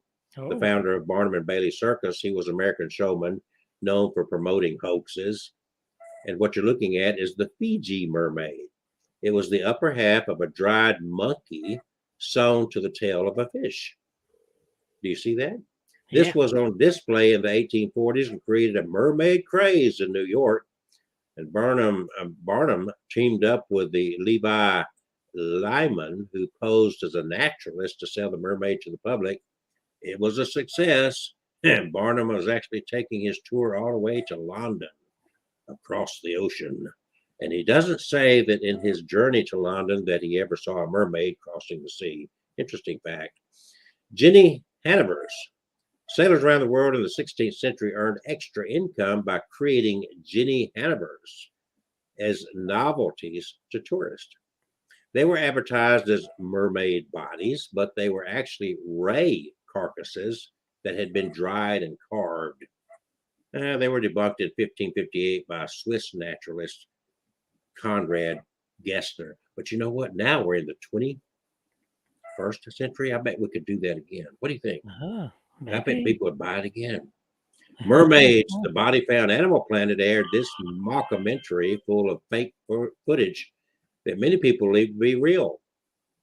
It promoted a narrative about real mermaids being creepy humanoid creatures who live in the depths of the sea. It attacked the subject very scientifically sounding, and many people were fooled. Oh. Are sirens and mermaids the same? While the word siren is a translation of mermaid in many languages, there is a difference between the two. According to folklore, mermaids and sirens are not quite the same. You'll find that the aquatic humanoids in The Little Mermaid are far different from the ones in the show Siren. Sirens and mermaids are both half human, half fish. In fact, sirens are often considered to be a different type of mermaid. Sirens are predators. Sirens are the bad guys, the ones who lure sailors to their deaths, the ones who you picture with spikes, sharp teeth, webbed hands, and fierce eyes. They're portrayed as monstrous beasts who eat humans in some cases. Sounds like the Christmas version of Krampus. Yeah. Sirens of Homer's Odyssey were violent creatures who lived on an island and would sing a song to entrance any sailor who ventured near. They would drive them to their deaths. In some Greek art, sirens were depicted as a bird figure with a woman's head. Mermaids are beautiful, enchanting creatures who sit on the beach singing lovely songs. They're the ones who will rescue a drowning sailor and drag him to the shore. They're the ones who will fall in love with humans and transform into one themselves. Like the princess kissing the frog. This is a generalization, but more frequently than not, this is the case of mermaids. But some stories do portray mermaids as evil. So that brings to mind the next question, doesn't it? Are mermaids dangerous? Mermaids have been depicted as dangerous in certain films and stories. There we go, the Hollywood Ouija Board bull crap. But they're often known to rescue sailors. So it just depends on the work of fiction they're in. Generally, it is sirens who are considered to be the dangerous ones. However, with mermaids and humans being closely related, there are likely to be a few bad eggs. You know, the difference between Kevin and I. I'm the good guy and he's the bad guy. Yeah, right. Mermaids are able to experience emotions, even though Kevin can't, and probably have ideas of right and wrong, even though Kevin has no conscience. This means there could definitely be mermaids who choose to do bad things. Like Kelsey, because Kevin. So how exactly do a siren kill? Sirens are known to use their haunting voices to lure sailors to their death, but how they actually kill them varies. In some folklore, sirens drag sailors to the bottom of the sea and they drown. In other tales, the ship crashes into the rocks and kills everybody on board. But there's also tales of a man-eating sirens. Sirens, bloodthirsty, whereas mermaids prefer a totally different diet. So exactly what do mermaids eat? They got to survive, right? They got to eat. It depends on the mermaid. Most people would simply say, of course, mermaids love seafood. They live in the sea. They live in the water. Fish, clams, crabs. Then there are mermaids like me who say fish are friends, not food. Vegetarian, eat plants like seaweed. Who knows? So, what is the mermaid anatomy? Don't ask a mermaid to spread her legs. It ain't gonna happen. People often want to know more about the anatomy of a mermaid. What we know is that a mermaid has the upper half of a human body and a fish tail for their lower form. Some assumptions can be made based on this information. They have the same skeletal structure of a human's torso and would also have the same organs and internal functions. I want to know how they pee and piss. I mean, what? Okay. However, mermaids have the lower half of a fish, so that likely means their reproductive system would be that of a fish. How does a fish have sex? I wonder. I never thought about that. Well, I learned that in biology. The female swims down and lays the eggs at the bottom of the lake or ocean or whatever, and then swims off, and the male comes along and fertilizes those eggs. Okay, so the egg, the female does not need the male to get the egg out. No, he just has to fertilize it after. So Okay. So it's sex without touching. Yeah, that's what you call safe sex. Okay. How do mermaids reproduce? Having the lower anatomy of a fish, it is likely that mermaids reproduce the same way a fish does. Bingo. Fish and therefore mermaids do not have external parts. They have no genitalia, I guess that's what that's saying. Fish reproduce in a number of ways depending on the species. Fish have similar reproductive organs as humans, except they're not external. The female, as Kevin just noted, will lay the eggs and they will disperse them through the water where the male will fertilize them. But some fish do engage in a form of intercourse or a mating ritual. There are also types of fish that can fertilize themselves. The best hypothesis for mermaid reproduction is that they mate in the same fashion. I imagine mermaids likely have some sort of intimacy, kissy-poo, in their human-like process. And they do have fish lips. Remember the selfies? Let me see your fish lips, baby. Mermaids also are known to be polyamorous. In other words, they don't have just one lover. Let's have an orgy. In other words, polyamory is the practice of or desire for intimate relationships with more than one partner. What man doesn't want that? With the informed consent of all partners involved, it has been described as consensual, ethical, and responsible non-monogamy, what most men live for. Another plausible option would be that mermaids are mammals and reproduce like dolphins. They would keep their baby in their belly until it was ready to be born. No eggs there. For the birth, the scales of their lower abdomen, you stretch in a vertical line to let the baby pass out. So maybe that's the way a mermaid does it. So how are mermaids born? Once again, assuming mermaids reproduce the way fish do, mermaid babies would be born by hatching from eggs, though it is possible for mermaids to get pregnant and give a live birth like dolphins. What is mermaiding? Mermaids have enchanted humans for years. As kids, we all imagine being mermaids while we go swimming. Now we can engage in an activity that actually transforms us into mermaids.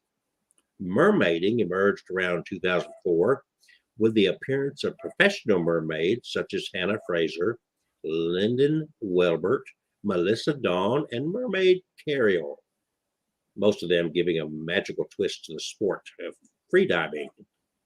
Currently, there are thousands of mermaid performers and enthusiasts around the world. What they all have in common is that they love to put on a mermaid tail and swim in the water, gliding gracefully and powerfully with their monofilm propelling them. So there, my friends, is some interesting facts about mermaids that you probably never heard of and may have not even wanted to know, but you got it anyway. So I don't know. Either one of you guys have a story you'd like to share? Unless Catherine wants to share one. I got She fell asleep. Okay. Well, I've got the White River monster I could share real quick. I didn't fall Uh, asleep. I'm Oh, still there here. she is. Yeah, I I woke her just, up. I woke her up. I thought I was on, I didn't know I was on mute. Um, I just shared a story about a river underground throughout the city of Birmingham. Oh, tell us more. I just sent it to you. Yeah, but that's a video. You know, No, it wasn't. It was not a video. It oh, was, what do you want me to share it? yes, my throat is starting to hurt. Um, Okay. but the there have been monsters. That's a very long Okay, story. the link is not working, but let me find Oh. it. That's fine. It's just cool. Uh, Underwater River, Birmingham. Let me look I this up. think Go I've ahead. heard of that before. Go ahead and talk. Go ahead and talk. Oh, who you want me to talk? You want her to talk? Let her go ahead. I'm trying to look Oh, this go up. ahead and talk. Oh, she's on mute again. How did I get muted? I don't know You're- what's you're- going on. No. I think she is the spam artist right there. No, I don't know what's going on with my computer, Are but you- it's acting crazy. Are you that? What do they call themselves? Love face XYZ. Yeah, I'm love it. Okay, I found the article here. Okay. You want me And to there's, read them? yeah, go ahead and read it. Okay, so let's see. We're going to talk about Joseph Mulhayton Houghton. Moses is thought to have been born in Pennsylvania sometime around 1853 and moved to Kentucky in the 1870s. And he took up a career as a traveling salesman. You know the tales they tell, right? Spending much of his time on the road, Mulhayton, by all accounts, a gifted writer, would entertain himself by penning outrageously convincing news stories, which he would send to newspapers as legitimate news. Some of his stuff was alleged plans to have George Washington's petrified remains put on display in Washington, the calculation of the precise location of the Star of Bethlehem, an invisible moon 30,000 miles from the Earth, a lost pyramid, and the golden treasures of an extinct race in a cave made of crystal in Kentucky, and the little girl who was carried away in the wind because she was holding a bundle of toy balloons.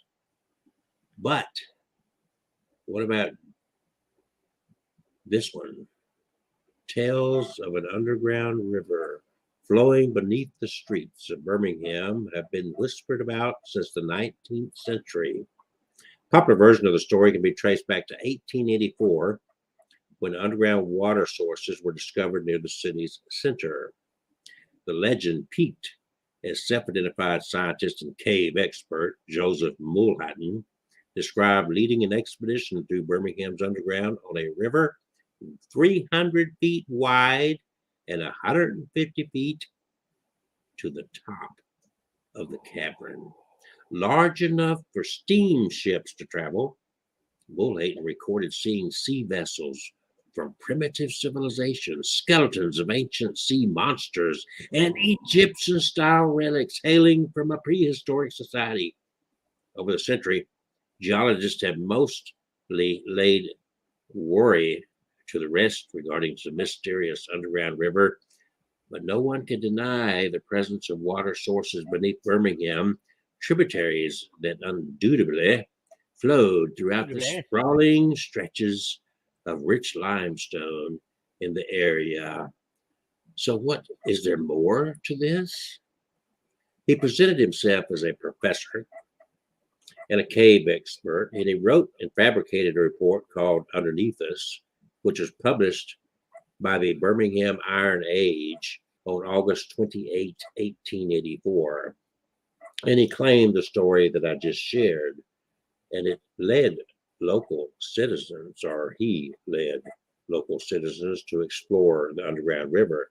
He describes this subterranean wonder, spending an entire Saturday with a crew of men exploring this, 300 foot wide, 150 feet tall, 15 mile tunnel, 40 to 70 feet deep river, suitable for, again, steamship travel.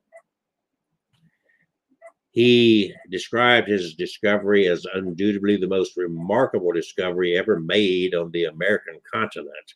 And he added that the river was greater in volume than the mighty Mississippi and that the tunnel is undoubtedly due to the grinding and eating of immersed icebergs during the glacial period. Boy, back in 1884, it was a convincing tale. They even have a reproduction of the article here where I am, but it gets better. Ooh.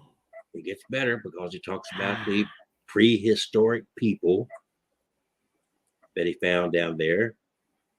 Numerous articles of bronze, also statuary, numerous Masonic emblems and mummies with sandals on their feet, all in a perfect state of preservation. He also claimed to have found the ancient remains of an extinct sea monster called Ichthyosaurus, which was undoubtedly used by these prehistoric races to drag their ships from what is now Birmingham all the way to the Gulf of Mexico. His story describes how the hulls of ancient boats were spotted throughout the tunnel and how numerous eyeless fish and eyeless sea monsters of the shark species were seen.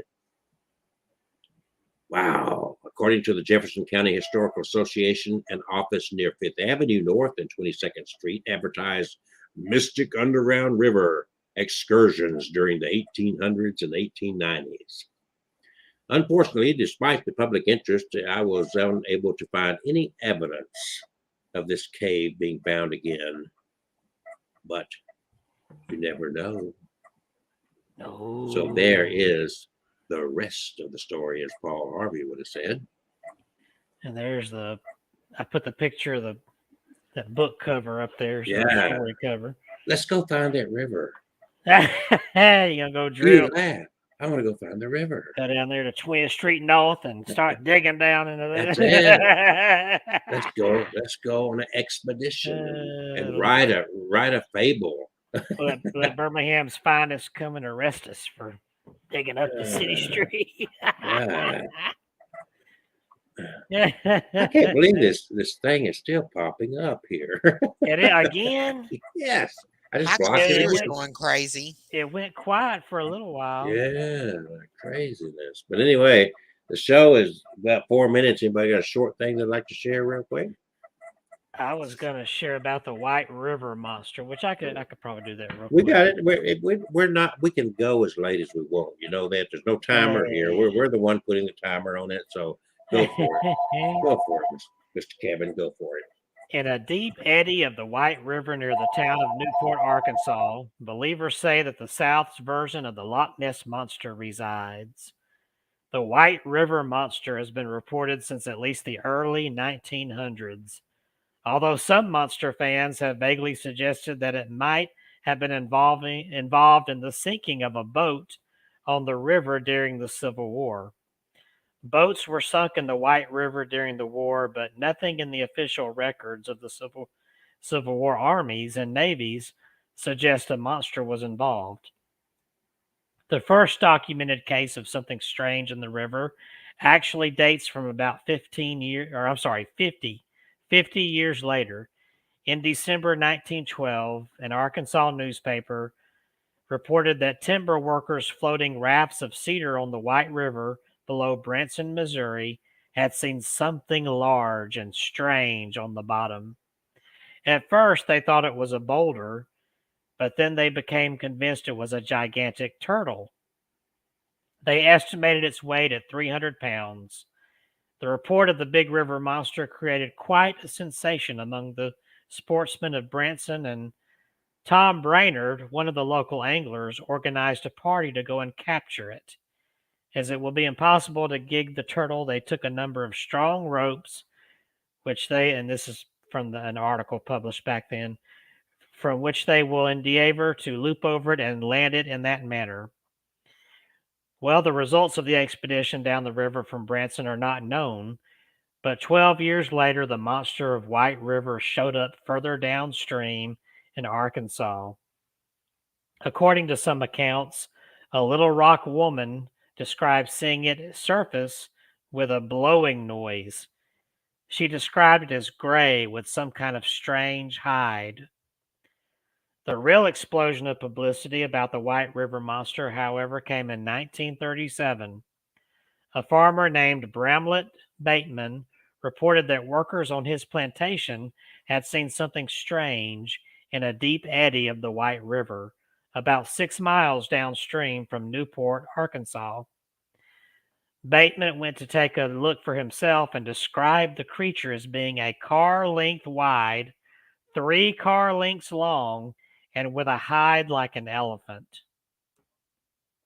It is worth noting that Bateman's description was very similar to the one reported around the world 4 years earlier during the first major blast of coverage of Scotland's Loch Ness Monster.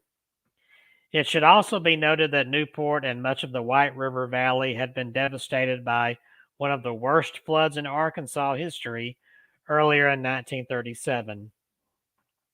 While some have suggested this might have caused the monster to become trapped in the eddy below Newport, it must also be mentioned that the conditions were also ripe for a publicity stunt that would bring visitors and desperately needed cash to the area. One thing is certain, the nation's newspaper editors were looking for an exotic story to splash across their pages, and the White River Monster fit the bill. The story spread across the United States, and by July 13, 1937, even the Trenton in New Jersey carried the story of a state bridge toll collector's effort to snag the beast. All right, let me get down through here and get to. I got several things here. Over the years that followed, sightings of the monster were reported now and then, but failed to generate the publicity of the 1937 episode. The most widely reported of these began in 1971, when Newport resident David Jinks reported seeing a large creature in the river that he described as being gray and long with a pointy... I lost my place when I heard that noise. Gray and long with a pointy bone protruding from its head. He thought it weighed around 1,000 pounds. 2 days later, on June 28th, a man named Cloyce Warren produced a photograph of the monster. Extremely fuzzy, it appears to show some kind of a hump floating in the river. The search was on once again. The next major development came on July 5th, 1971, when the county sheriff reported finding strange footprints on Towhead Island, just north of Bateman Eddy. He said they were 14 inches long and 8 inches wide, with 3 long toes or claws and a spur of some kind projecting from the heel. Other sightings continued through the summer, including one by a fisherman and his grandson, who said something large had come up under the boat. Curiously, once again, the sightings took place following heavy floods along the White River. In 1973, the Arkansas legislature approved a resolution designating a stretch of the White River from Newport to Possum Grape as the White River Monster Refuge. It is unlawful to kill or otherwise harm the monster within the limits of the refuge. It is impossible to know whether there really is a White River Monster, but some of the eyewitnesses' reports do raise an interesting possibility. The 1912 sighting by the lumbermen working on the river south of Branson of a creature they described as a gigantic turtle is definitely worthy of note. So, too, is the 1971 report by David Jinks of a creature with a pointy bone projecting from its head, as well as other eyewitness reports that describe the monster as a large hump with its head hidden underwater, or as having a jagged spine. These various accounts, when viewed together, suggest that the monster could be a giant alligator snapping turtle. These giant turtles are some of the largest in the world, and they are found in the rivers of Arkansas and other southern states. Not only do they have pointed heads, they also have 3 spiny edges down their backs. They also can appear grayish in color at times. Could one grow big enough to be the White River monster? The largest one ever caught was 403 pounds, caught in the Neosho River of Kansas in 1937. It is thought that normal adults can reach weights of 300 pounds in ages of 150 years. The creature seen in the river below Branson was estimated to weigh 300 pounds, while low-end estimates of the weight of the White River monster are given as around 600 pounds. While it is a possibility, the real answer still remains out there, waiting to be unveiled. The best place to take a look at the White River Monster Preserve is at Jacksonport State Park in Jacksonport, Arkansas. The park preserves the site of an important early river port, a historic courthouse, and one of the largest original paddle wheel steamboats in the South. So there you have it, the White River Monster of Arkansas. But look at that. Look, oh no, they're all ugly like Kelsey. Oh my god. So really, now we can add music to our stories. Yeah, I saw that last week. Yeah, I didn't pay attention to that before. While you were out, I noticed that, but I didn't play with it. Yeah. But it was it's too loud. I can't hear you. Nobody's talking. Well, I can hear pretty good. You You could turn it down. It sounds perfect to me. I can still hear Kelsey going do. And I can hear Kevin. I don't know. Yeah. What are you using for your sound? Because I hear fine. I can hear you, but it's like annoying. Well, That's so loud. just guess what? Guess what? Just be annoyed. Annoying and Kelsey. Let's be real. We're abnormal. We are annoying. Get over it. That's why you come to us, because we're gonna annoy you. Okay. We don't say anyway, whatever you do, it's like I mean maybe this I like a quarter right there. Where'd that come from? I don't know. How about that right there? Ah. Yeah. Oh, I got one of those too. It's like, wait a minute. Can you do your finger I like can't that? Come here. Come here. Put that finger back on. There we go. Oh, Oh god, that's gotten silly. Gotten silly. I think that's why we lost to Billy Bird, is because we quit acting as silly as we used to. Well, It I is still Billy play my Bird. flute. No more twerking. Twerk at us. Ladies and gentlemen, it's 9 minutes past the big hour 9, Yes. and we're now into 9s. And thank you all for joining us, whoever you are, wherever you may be. Remember, it's always the darkest right before it goes pitch black. Yeah. Pitch black. I'm pitch black. She's pitch black over there. Yeah, you can add your stuff back in there at some point, but it's all good. And we shall see y'all next Tuesday night, and who knows what we're going to discuss. We always find something. But we are going to plan our adventure to downtown Birmingham, 16th and 22nd. We're going to go down and we're going to find this river. Okay. We're going to find these artifacts. We're going to find those mummies buried in this big, huge, bigger than the Mississippi. And we can take that river all the way to the Gulf Coast. Right? Right. Bingo. Say good night. Peace. Good love. night. Peace Good and love. night, y'all. Good night. All right.